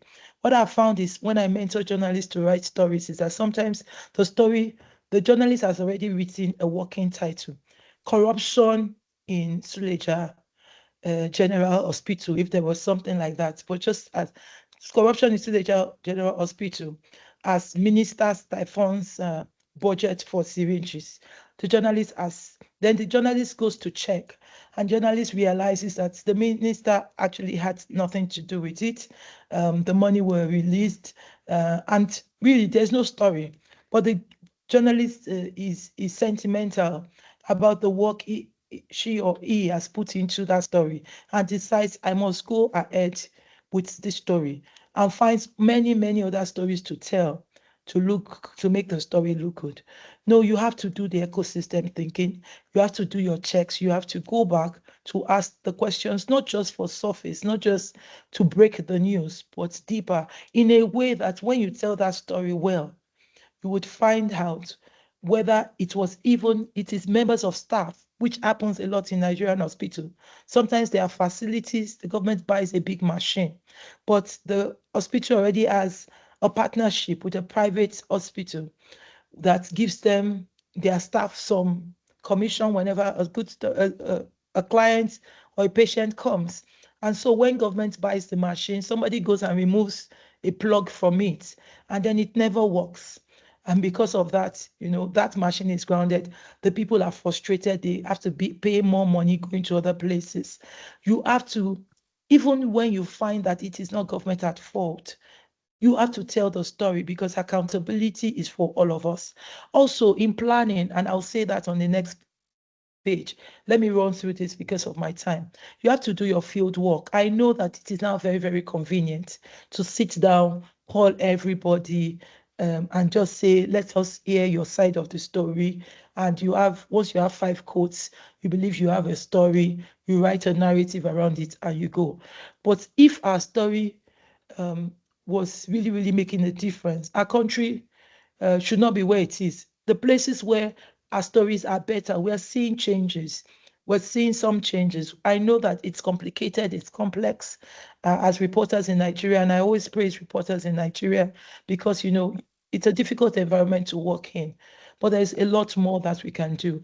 And when we do great work, we also position ourselves for international opportunity to do more. And so do the field work, the publication and the amplification. I'm going to run through the cycle. The slides will be shared after now. And then pass the baton. And I say pass the baton here because if you do your story planning, you might find out that this story can be better told in another language that you don't understand because the community that it affects the most, they speak a particular language. So while you publish the English version, you are finding somebody else to help you do it in another language because your target is rich. You want to reach the people. So your English version reaches the policymakers, the people who make the decisions. But your language version will be able to reach the grassroots and the people. The best stories are the stories that the people talk about, that the people are able to engage with and say, government, we read in the paper or we heard on the radio that they have released so and so money to build, furniture in our hospital. And Hello, sir. Yeah. Something, sir. Hello. oh, beautiful. Can you hear me? Yes. Hello. Hello, we can hear you, sir. Hello. Hello, we can hear you. Yeah. So I'll just round off quickly so you can have the floor, sir. Hello. Oh, it seems he's not hearing us. Hello. Your laptop, we can hear you. I should speak to the laptop. No, just wait I'll just round up. Yes, and then we can hear you. We can hear you. Yeah, I'm talking to the phone. It's the phone. Okay, it's very clear now. Hello. Hello. Motoria, I think you should just round up with your session. And then if Mr. Adebayo is able to join us to reconnect with us, then we can proceed with him. That's fine. Thank you so much. Sorry for the interruption. It's okay. That's fine. So the rush strategy, I'll just run through. This is I've had the opportunity of teaching the rush strategy in our model in and out of the country to international audiences. And I think the least time I've used to teach it has been 1 hour, 30 minutes. But even that is just a snippet. When we did the collaborative media project, I think I taught it over 2 days. So it's very elaborate. So it's a short session. When we do a next session, we would give good time to each of the participants so that we have time. But let me just rush through this line, say thank you, and I'll be out of here so that we can, I really want you to hear Mr. Solomon Adebayo. So think about people, focus on your audience. Who are your audience? You need to know those who listen to you or those who care about the story that you want to tell and tell it in a way and in places where they would hear it. For instance, when I've done research on the coverage of electricity and the resource governance systems, oil and gas, the language is so technical that the average Nigerian will never read the story or never listen to the story. But if you speak it in a simple way, this is a sector that should be reported in a way that the people understand, so that the people can ask questions of the politicians. Treat journalism as both a art and a science. A art because it can change. You may pick a topic for your story, but you may find out that it is another story that is in your hand. Be flexible. A science because you must plan. I'm getting feedback from somebody's gadget, so please kindly mute. Invest in knowledge. Just spend some time to read about the issues. Spend some time to read about the other people that have written stories on the issue that you want to talk about. Spend some time. Sometimes the story you want to publish, others have published it. You want to write on prison. Many years ago, Solomon Adebayo, published great stories on prison. Go and listen to it. Lately, Mama Aisha's story by Kemi Busari, great story. But, over 10 years before then, Akinriade and Ololade Olatunji won an award with the same about mixture story. And it tells you that sometimes you write a story, it makes an impact, but because government policies and government handling of regulators and the rest of the issues is not firm, the country goes back to those issues. Herbal mixture is one of the issues. Reporters have done a great job doing it. So build knowledge. Treat journalism as a product. You're trying to produce something. So imagine you go to the market, you always buy the product that suits you the most. The same way, people go to the journalism that suits them the most. And that's why influencers will take your story and they will put it into product types that the people can consume. And so the people take it off. Treat your sources as resource persons. If I had time, I would have taught this. We use all up to 4 hours to teach sourcing. Sourcing is a big issue, but I'm saying don't just call your source to say, give us your voice. Tell your source, explain this issue to me. Because journalists, we are assumed to know, but a lot of times we do not know. What brings out knowledge is questions, curiosity. Ask questions of your sources so that they can educate you. Map your stakeholders. Who are the owners? Who are the influencers? Who are the beneficiaries? Who will care about the story? Trace the issue to every community. I've said that. Build urgency through follow-up. One of the stories that won our award in the past was by Temitayo Falmutimi, who is now with the US missions, and that story won for sheer doggedness. He wrote 12 parts of one story. The story was about virginity tests in a school, a teacher who did virginity tests on a female student, but it wasn't just because he published it. He kept publishing it. He published 12 times and eventually got the attention of the authorities. I also cite Peter Nkanga's story on the pregnant teenager, which also won an award which is one of the things actually that, I talk about a lot when I talk about Rush. It was about a pregnant young lady who, got pregnant. Her uncle impregnated her and then framed her up. And, she was taken to jail. Peter kept writing. I think it's 6-part story. And then, eventually Lagos State government got into it. Some years after that, Wole Soyinka Center follow up on that story. And the Lagos State government showed us evidence that both the mother, they had to take her into custody, and the child, they were doing very, very well in life. So just look at the power of that. If somebody went back to, those people who experienced the bomb blast in Ikeja, for instance, and you bring out, stories, they don't always have to be all gloom, but you bring out stories that people never thought about that incident and what changed in people's life. It's a follow-up story and it's likely to get a lot of attention. Treat stories as a means to an end. We treat stories like, I published it, full stop. I published the story, that's it.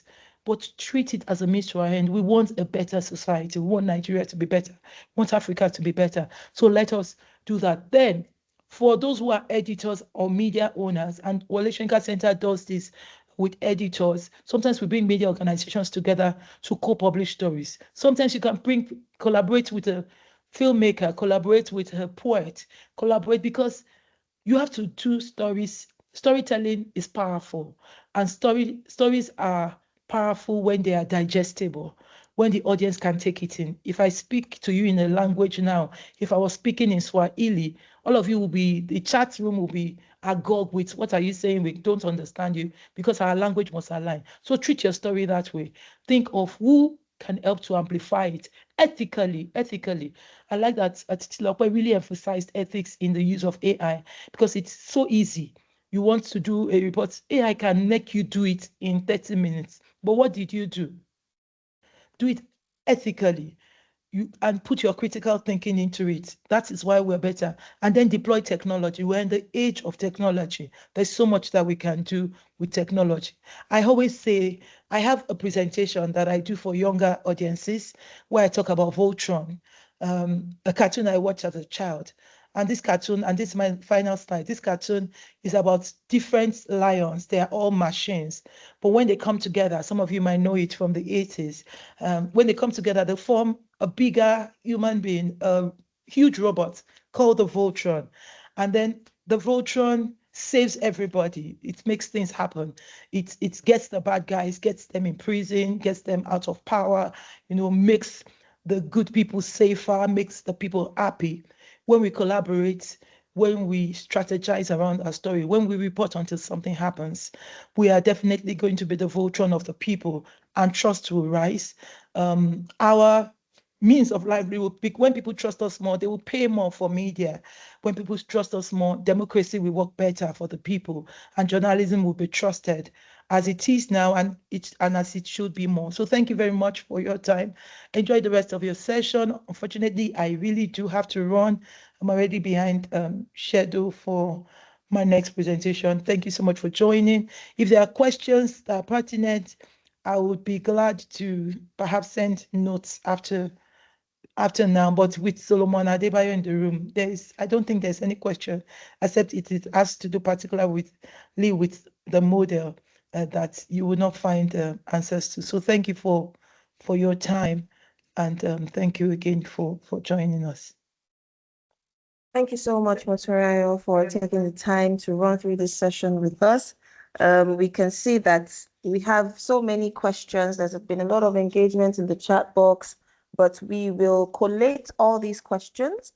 And anybody that feels that their question hasn't been addressed sufficiently at the end of this training, we will get back to you. We'll take notes and we will reach out to you to answer those questions for you. Thank you so much, Motorayo, for giving us the time. And we understand that you have another speaking engagement. So we'll have to grudgingly let go of you now. And we also thank you so much. And we also have Mr. Adebayo in the room that has been very patient with us. And we really appreciate his presence here today. Like you said, more than 50–70% of the people in this room, in this virtual room, are here to hear what he has to say. So I'm just going to quickly dive into his session. I've already given his bio, and then we're hoping, we have all fingers crossed that our audio will be perfect this time around.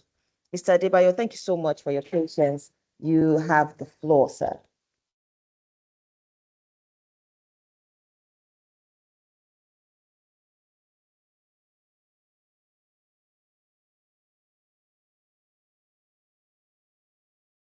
Mr. Adebayo, is your audio unmuted? My audio is not muted. Can you hear me? We can hear you. We can hear you okay. perfectly, sir. Good. Thank you so much. Yeah. Okay. Yeah, maybe I have to start all over. I'll just make it brief. Yeah. So,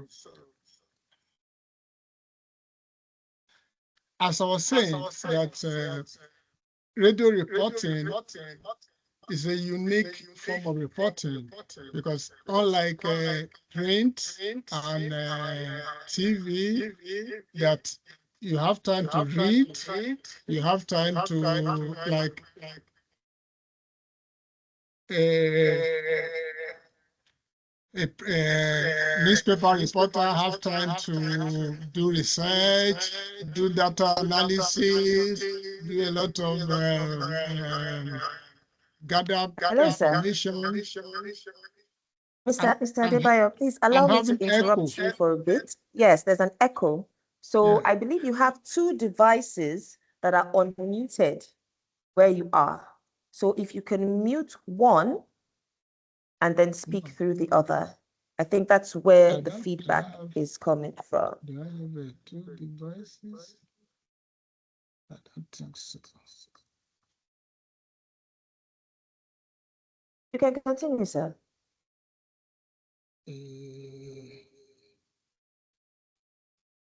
Okay. Yeah, I don't think I have two devices. There's no. We can hear you.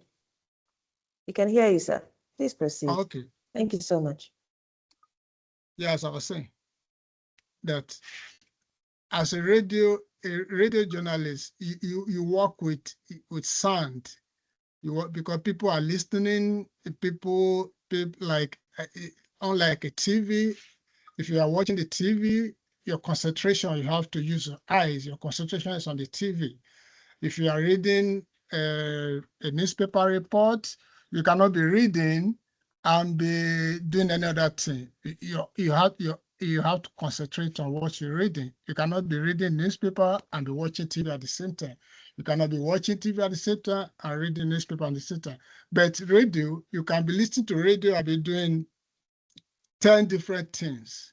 So the attention span your attention is divided.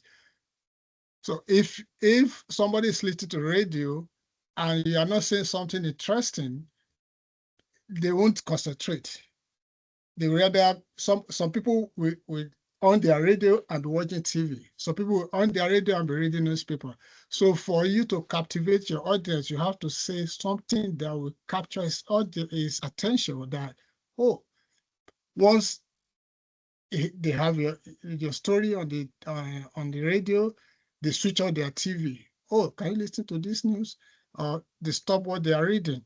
And how do you captivate your audience? As a radio journalist or journalist generally, the radio is more intense. You have to do deep research. Once you start a story, once you start a story, you have a story, you have the mindset of it's going to be a long story. Like any story I do, I have the mindset that it's going to be a long story, because unlike here in the US or other developed country, that leaders are sensitive to news. Once there's a expose on any political leader, the next thing is they will resign. Or if there's any news story about something, the local officials, there's instant change. But in Africa, our leaders are deaf and dumb. No matter what you say, they don't just care. And even the people say, our people also, they see our leaders as above the law, and our leaders see themselves above the law. So no matter what you write, they don't even care. So you have to sustain, you have to continue, like you have to report until there's action. So I will go to what are the steps you must follow to a follow-up report will have these characteristics. Number one is you have to report after your first story. Your first story will just be like an introduction. Maybe I will give an instance. The example I gave before, we have audio program, like the rape case. I was after one Christmas, I was coming back home. I was coming back to Abuja from I'm from Kaba in Kogi State. I was traveling home, and as a reporter, if people got to know you, they will always make reference to you. They will say, if anything happened, they will say, oh, can you go to that person? Oh, this somebody. You just become like a magician. People will say, oh, can you call this guy? This guy. So I was coming, I think I was at Lokoja. I got a call from a lady. He said, Oga, where are you? I want to see you. I said, okay. And when I heard her voice, I knew that something was wrong. So instead of going home, I was living around Airport Road. I just drove. I said, go meet me at Radio House. I drove straight to Radio House. She came to the 12th floor, and she said, oh, Oga, that they were raping us. So they are soldiers. They were raping us. So what happened was that for about 3 days during the Christmas period, the soldiers attached, they call it presidential guard. These are elite forces that guide the president, former President Jonathan. Those who are non-Nigerians. President Jonathan was a former Nigerian president. So there's what we call them presidential guard, brigade of guard. These are special shield army that guide the president. So what this guy did was They just we went around Abuja. They just be picking women, took them to park in the night, raped them and beat them. So when the lady narrated the story, it's difficult to believe. She said, "Are you sure?" He said, "Yes." She showed me her bag. You have horse whips on her back. She was crying. I said, "Are you sure? Do you mean this happened?" He said, "Yes." "Okay, can you get me more people?" He said, "No, Oga, I will bring them." The following day, she brought 4 other women, including a married woman. I interviewed her. I interviewed them. They tell me the same story. I said, "Okay." And this has to be impact. My next point will be human impact. Listen to their stories is not enough. It happens to them. So to do your follow-up story, you have to get the human impact. Who else did their story affect? These women were raped. They were victims. So who did their story affect apart from them? They have children, they have husband. So when I listen to them, and I listen to a married woman, one of them say, I was shouting, I'm a married woman, no, they beat me, they collect my money. I say, okay. After I interview them, can you bring your husband? Will your husband come? He said, yes, my husband will come. I said, okay. So the second day, I met the husband. The husband interview was the most powerful impact in the story. And I interviewed the husband. Can you talk? He said, yes, I can talk. What happened? That he was working. He asked my wife to come. He was working in, I forgot the name of the store. That during Christmas, I asked my wife to come 5 a.m. to come and collect money to cook stew. When he came, and she was working for Tezi, the soldier just carried her and they were raping her. They raped her. I said, what happened? He said, since they raped my wife, I cannot even near her. I don't know why she has contacted AIDS or gonorrhea. That is an impact for a man to tell you that he cannot even near his wife because some people rape her. There's nobody that will hear this story that will not relate, will not be mad at it.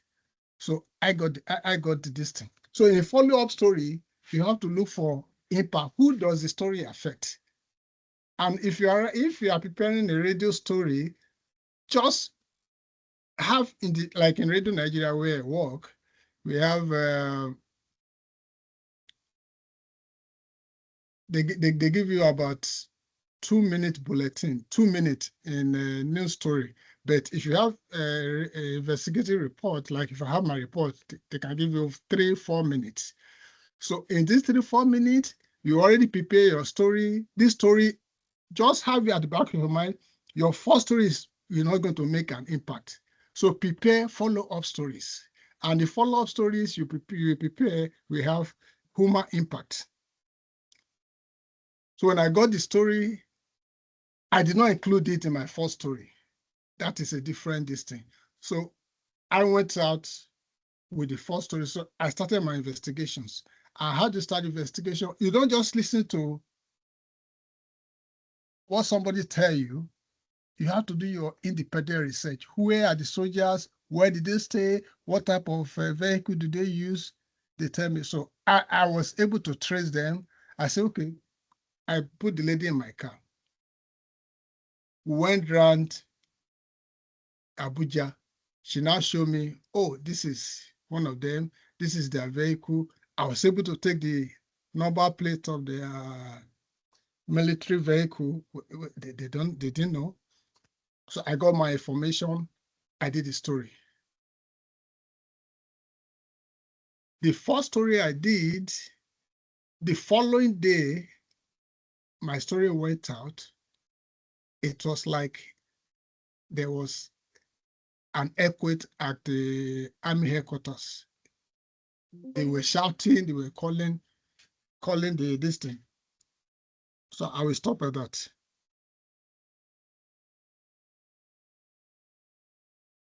Thank you, So sir. another way to I will still come to the impact of that particular story.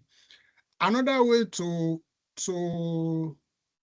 another characteristic of a follow-up story is to remind your audience where you stop.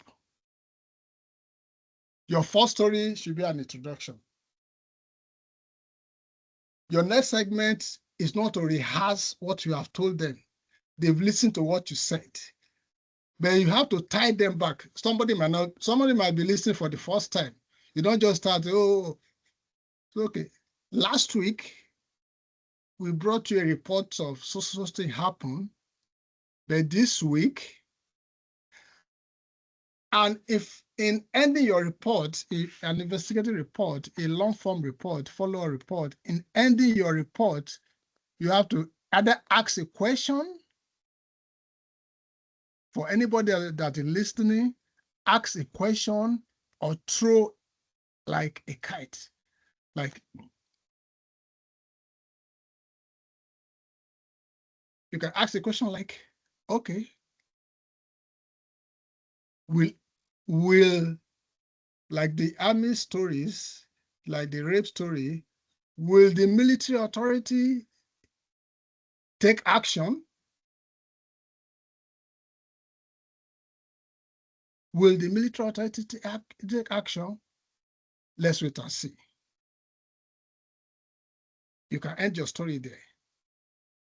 So your follow-up story will have to remind your audience. Last week, we told you about so thing happened. What has happened? If nothing happened, it's a story. If something happened, it's a story. Sometimes there might be little action. They might just want to satisfy you. They say, okay, maybe you meet them. They say, oh, we are investigating. That's normally the language they will tell you. Oh, we are investigating the case. Oh, we are looking at the case. No. That's a story. That's your follow-up story. Oh, the Nigerian Army said they are investigating the case. But why they are investigating, you look for other angles. You look for other angles. You speak to experts. As a journalist, you are never an expert. Even if you know. If you know the Constitution, if you know everything, you don't put yourself, you are never an expert. Like in the rape story, you look for a psychologist. What is the impact? Even as a journalist, you know the impact of if somebody is raped. But allow an expert to say it. Oh, you can just say, I mean, an expert, oh, you're a psychologist, okay. The question might sound foolish, but you're listening and hearing it from an expert. Oh, somebody is raped, you as a psychologist or as a therapist, what is the effect on the victim? Oh, if somebody is raped, blah, blah, blah, blah, blah, blah, blah, blah, blah, blah, blah, blah. Okay, that is, you speak to a medical doctor. Oh, what is the medical this thing? What is, this will follow up part of your follow-up stories. You speak to a lawyer. Oh, rape case in Nigeria. What is the consequences of rape? What is the law? What does Nigeria law say about rape? Oh, a lawyer will say, oh, yeah. In section so, if you rape somebody, blah, blah, blah. How do you prove rape? What is this thing? All these things will form part of your follow-up. This thing will allow you, this issue will allow you to be on the stories. Will keep the story alive. Your next story might be, oh, the Nigerian Army says they are investigating. Why they are investigating? What happens to the victims? You speak to ladies, ordinary women, you can meet a lady. Oh, you're a young lady. Oh, what do you feel about rape?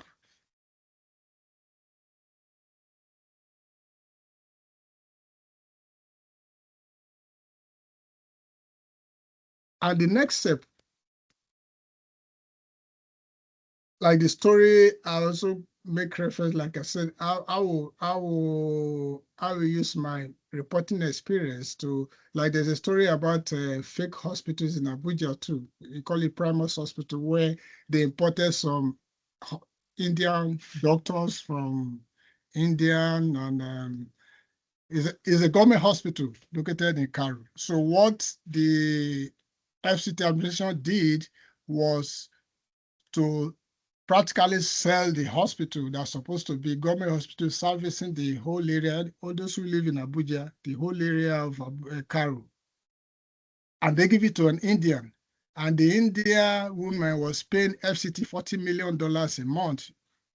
Definitely you don't know who the $40 million was, I mean, 40 million naira, sorry, a month. And they just brought in doctors from India. And what happened was that the director of Nigeria Medical and Dental Council, there's a Nigeria Medical, the council are supposed to regulate doctors in Nigeria. They are supposed to vet doctors that come into Nigeria. What they did was they took the man to India for 2 weeks expense paid trip. That's the executive director, executive secretary, Nigeria Dental and Medical Council. They took him to India on 2-week expenses paid trip. So all the Indians that were brought to the hospitals, they just came into the country. Nobody vetted them. The person that was the head of gynecologist was not a gynecologist.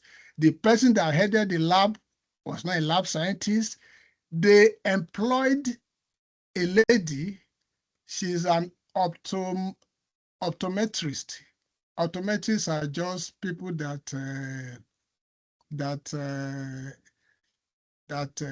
deal with eye problem. But they put her on their website as a consultant ophthalmologist. Ophthalmologists are eye surgeon. And this girl just finished her youth service. She's just a fresh graduate.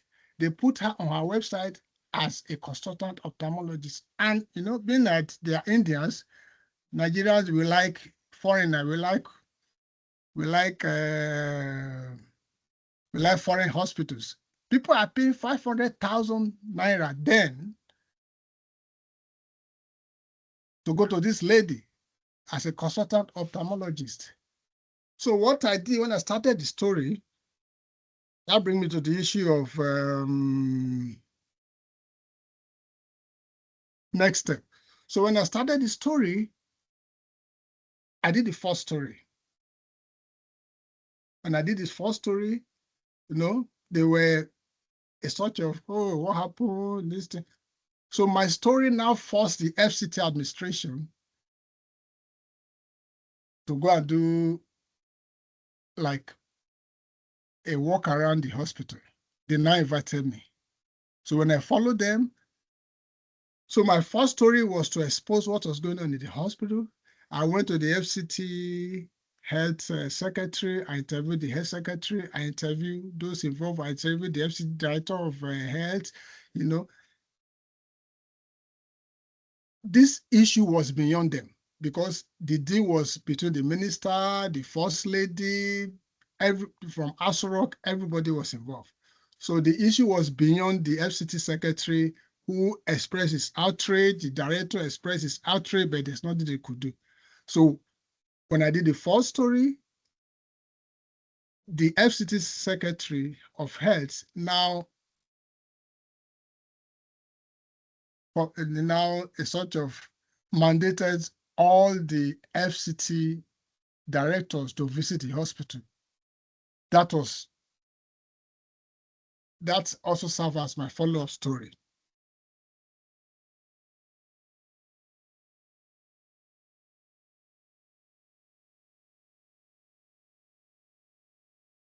I'm talking Mr. about Jeffrey? impact. Yeah, yep. Sorry to cut you short. I just Yeah. want to keep us conscious of time because Yeah. we are still going to entertain the questions that have built up over the 4 sessions. So I'm just keeping us conscious of time because I'm very certain that we have a lot of questions for you, sir. Okay. Okay, sir. So you also have to humanize your story. Let people, like if you are writing the story, let people see the human angle of your story. Like most of the abuses, human rights abuses, corruption, abuse of state power affects ordinary human beings, affect poor people. You have to bring the victim and tell his stories. Ordinary people can relate to it. People, you have to make people mad. If people are mad, they take action.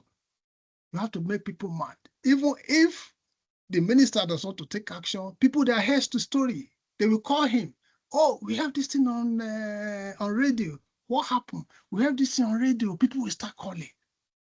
Oh, they will tell you when you say, so somebody is calling. So somebody just called me about this story.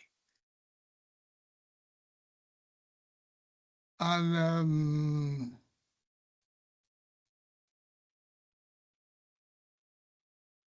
use fresh angle.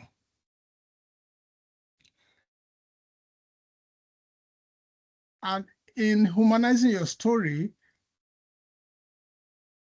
there's a story that I have like that, like a First Bank story. It will come under impact of the story or impact of story. So let me quickly go to navigating political pushback and editorial constraint.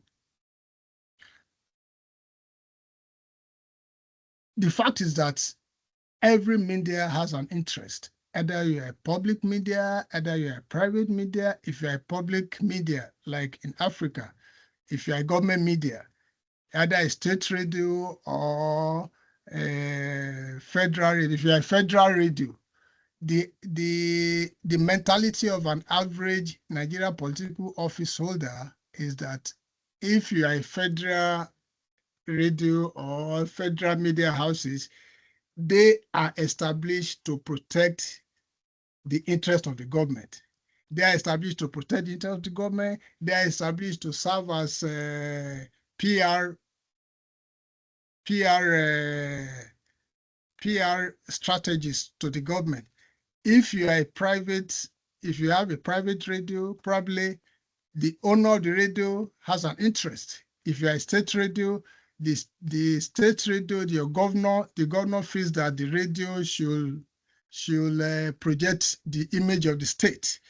If you are a state radio, a private radio, probably the owner of the radio has an interest. Maybe he wants to get contract from the state, and he or she will not like to do anything or produce a report that will piss off the state or the federal government. So having that in mind, as a radio journalist, the first thing you do to navigate this is to gather and keep your evidence. Incontrovertible evidence. Gather and keep your evidence. Because evidence can be destroyed. Once in the process of gathering your evidence, if it is audio evidence, sound, depending on the legal ramification, radio is voice. If you are going on a reporting, just leave your radio, leave your recorder running. You might pick anything. Just leave your recorder running. Put your recorder in your pocket, leave it running. Like there's a report I did about that really helped me to break the story. The report I did about the killing of a young guy. The boy was arrested and taken to Wuse Zone 2 police station. And the policeman was arrested for shoplifting. I think the boy went to one shop on a Valentine's Day, wanted to get something for his girlfriend. They arrested him and took him to Wuse police station. The police just killed him. And when the brother went to the police station, they denied having him. They said they don't have, he was not arrested. So they met the lawyer came to me. So what we did was that I went to the police station. This guy was arrested, he was brought here. They have scrubbed up all the record of, normally if you arrest somebody, there will be record of his arrest. They have scrubbed up all the record of arrest. They say they have never seen him, they don't know him. But the family will say, look, he was here, we came to see him. I said, no, we don't know him. So when I went to the police station, I left my tape recorder on. And I told the guy, do you know the policeman that arrested him? Yeah, we know him. So I went to Whistle Zone 3 police station. And I met the policeman with the guy. I said, good afternoon, sir. I said, yes, sir. I said, this guy is my brother. He was arrested. He said, no, we have wasted him. We have wasted him. That was the kid that helped me to broach the story. And I got him on tape. We have wasted him. So my next follow-up story was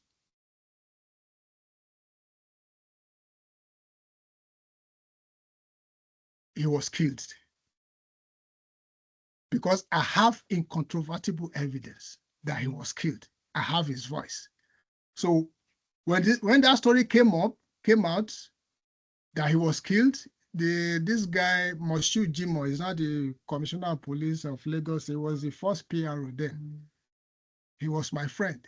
We are good friends. He rushed to me. He rushed to Radio House. Mr. Adebayo, you are embarrassing me. You are embarrassing me. You are embarrassing me. The IG has embarrassing you for what? This guy was killed. I have his voice.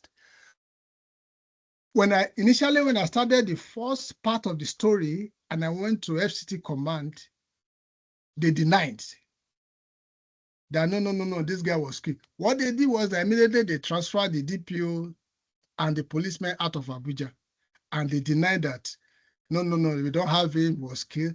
So when I did my follow-up story with his voice that we have wasted him, that was when they took action. Immediately they say, okay. Moshood Jimoh said, the IG has ordered an investigation. Now they say we are going to orderly room trial. And as in follow-up stories, even if an action is taken, you have to follow up the action. What action is just say, they have orderly room trial, that is the end of the story. No, that is not the end of the story. The orderly room trial. Okay, you follow up the orderly room trial. What happened after the orderly room trial? We have dismissed the policeman. Okay, what happened? If you dismiss somebody, what happened? You charge him to court. Mr. Adebayo. Yeah.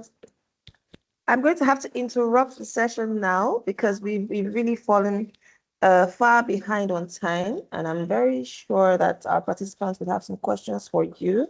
So at this juncture, I think I'll just open the floor for our participants to drop their questions in the chat box. We already have some questions that we have collated for the previous speakers. Unfortunately, they've dropped out of the meeting, but we will be getting feedback for our participants on their questions. But I'm very certain that we have some people that have questions for you, sir. So we want to give some allocation, just a few minutes, so that we can just move into our question and answer session.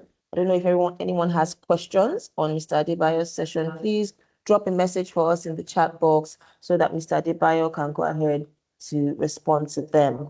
Afterwards, we are going to ask everyone to turn on their cameras because we'd like to take a snapshot of everyone that's in the training today, including our facilitator that is still around. Thank you so much, Mr. Adebayo. Your session speaks to the wealth of experience that you've gathered over the years, and the real life situations that you've had to deal with as a journalist. So we are very grateful for your insights and for the information that we passed across and we can definitely learn from. So could we all turn on our cameras? We'd like to see everyone's beautiful faces.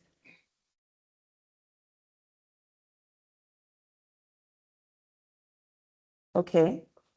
So if you can, please do. If not, we'd just like to take a picture of everyone present. It's great having you all around. And please drop your questions for Mr. Adebayo in the chat box. It doesn't have to be a question. It could be a comment. It could be an observation. And he will be able to wrap up this training. Okay, I can see Dorcas Ikupe saying her camera is disabled. That's fine. If you can't turn on your camera, it's all right. We'll just take a picture as is. Thank you so much for sticking around, everyone. It's been a very long session. Apologies for the technical difficulties that we experienced at the beginning of the session. And our profound thanks to Mr. for patiently staying with us while we sorted out the technical issues that were preventing him from joining the call earlier. I can see a question here that says, how do you convince your superiors to use stories that are, sorry, this is from, hello, Mr. Honora, we can see you. We can see your picture in the chat box. How do you convince your superiors to use stories that are against their interest? Now, this question is coming from Chinazo Ilechuku. I hope I pronounced that right. Apologies if I did not. So, Mr. Adebayo, someone has asked a question. How do you convince your superiors to use stories that are against their interests? How would you address that, sir? Yeah, I think the first thing you do is you have to build a level of confidence. Let them have trust in you. They have to trust you. They have to be confident in you that anything you are bringing is a fact. You have done your homework. So they have to have that level of confidence in you. So it is also tricky too, because like some of your superior they may be trying to keep their job, but if they know that, oh, this guy, like the way I do, if I have story, I have a particular person, Yinka Amusu, all of them are retired now. That I go to, Oga, I have a story. So what do you have? I say, okay. You have to explain to them, this is what happened, this is what happened, this is what happened. I'm working on it. Oga, if you don't do this, we have to do this. So there might be argument. No. Why do you think we should do this? Say, no, Oga, no. Let's just try. So there might be, they might hide under, oh, how are you sure? I said, okay. Like when I was doing the rape story, when I met the guy, I said, this is what I have. No, for you to write a story about a presidential guards, and you are Radio Nigeria, and you are writing against soldiers that are guiding the president, he was against it. He said, no, we cannot do that. I said, okay, what I will do is that I will go and meet the PRO of Brigade of God. The guy is a major. I'll just ask him if it's anything he tells me. When I ask the guy, he says a lie. Okay, I asked him, he said it was a lie. So when he says a lie, we can go ahead with the story. So the first thing is to build your confidence. Let them have confidence in you. If they know that, oh, you are not a serious journalist, they say, oh, you can put us in trouble. But if they know you know what you are doing, you have your fact, show them the fact you have. They say, oh, these are the facts. No, these are the voice. Can you listen to it? They say, okay. I say, okay. If they are still doesn't want to use the story, you say, okay, edit the story with them. Okay, can we remove this? Okay, I agree to remove this. Go ahead with the first story. Once you land with the first story, it will generate interest. They will not be able to stop it. So the first thing is for you, let them have confidence in you and call them, sit them down, and it's just like a baby. You want to convince a baby to do something. You have to convince them, put all your cards on the table. These are the evidence you have gathered. This is what you have done. This is what you have done. This is what you have done. And this is why the story must go.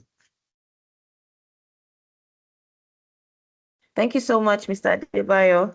I'm going to move on to the next question, but just to note that I'm going to just take about 2 or 3 questions because, like I said, we're really far behind on time. So I'm just going to pick out a few very pertinent questions. Someone asked, how do you ensure safety while investigating? What do you do to ensure your story isn't slashed and many content cut off? That is Blessing Ituma. There are 2 questions: safety and Content removal. Content removal. Like you have to know the time they will give you. Like in network news, like they can't give you, normal news is less than 2 minutes. But if you have investigative, they say, oh, we're going to give you 3 minutes. So the best thing you do is to edit your reports yourself within that time limit. You know what you want to put in your report. Don't allow anybody to edit your report for you. So because you know your content, you know your punchline, you know what you want to put across, sit down. If they say, okay, they are giving you 3 minutes. If your report is 3.5 minutes, oh, you want to edit? Say, no, I'll come and edit it. Edit your report yourself. Tell them, ask them, how many minutes do you have for me? If they say 2 minutes, if your report is 4 minutes, you can make it a follow-up. By then, don't allow anybody to edit your report for you, because you own your report. You know what you put. You do the story. So ask them, how many minutes do you have? And if your report is good, sometimes my report goes for 5 minutes. They won't stop it. They say they will drop all the reports. Say, no, we're going to drop this report. We have special, because they know if they know the impact of the report. But if they cannot drop other report for you, edit your report, give them a final. Don't allow anybody to touch your work. And as per safety, it is a very key issue. And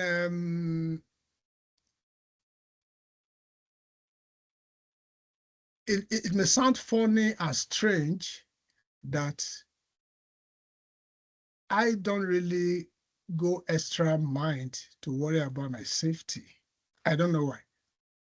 Like, if you go to Radio Nigeria today, if you mention my name, a lot of my colleagues will tell you that I have a supernatural power. They say, no, don't mind Solomon. It's not an ordinary human being.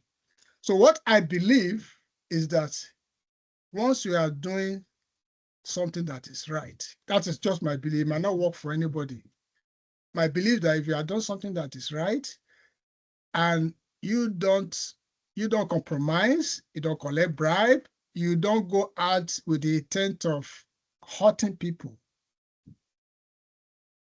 nobody can do me anything.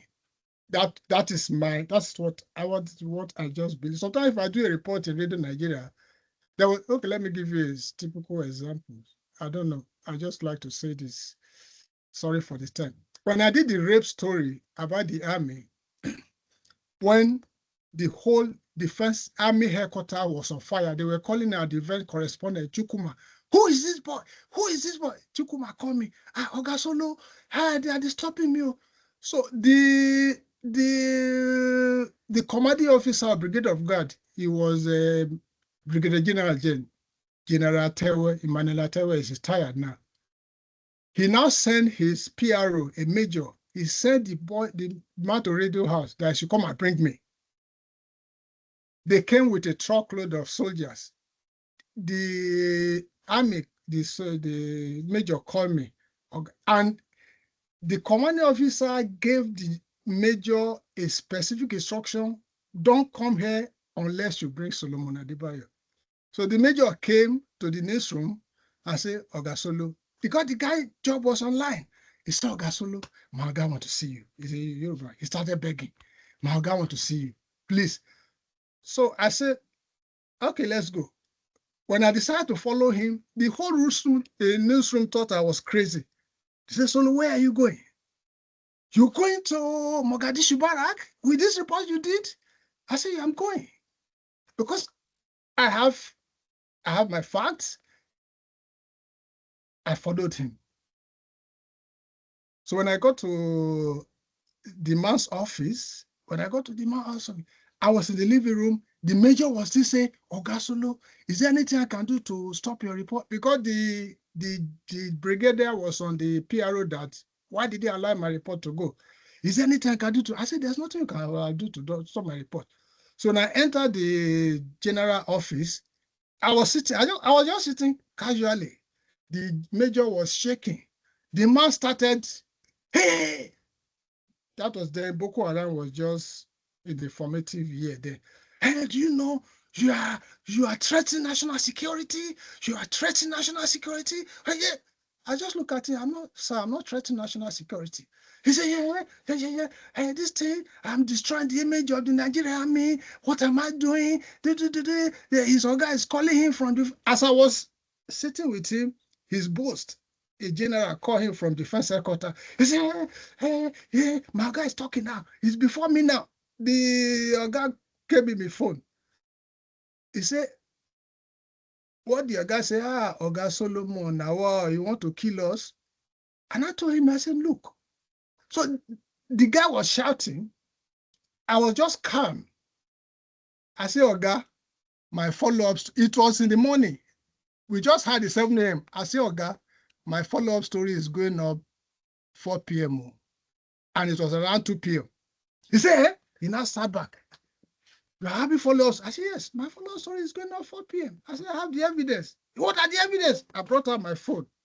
I showed him the pictures of the girls. So he was shocked. So if you have your evidence first,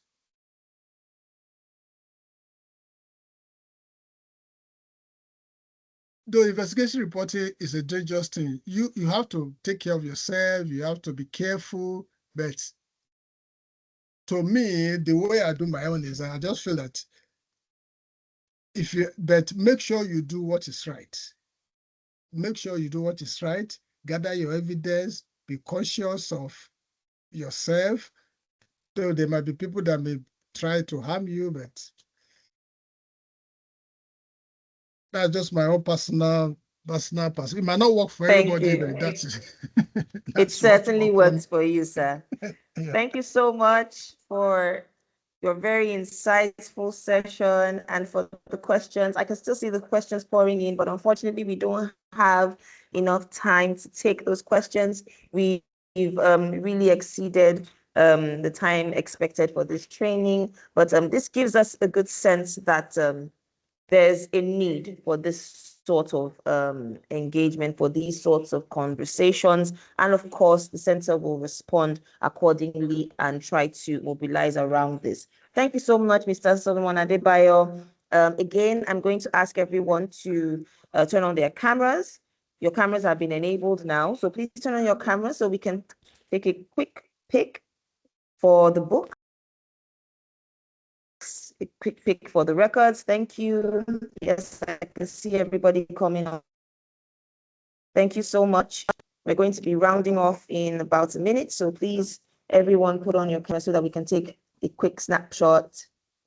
Thank you so much. I can see some familiar faces and some not so familiar faces, but I hope that unfamiliar faces will become familiar faces very soon. Thank you all very much for your patience and for engaging in this training very avidly. Thank you so much.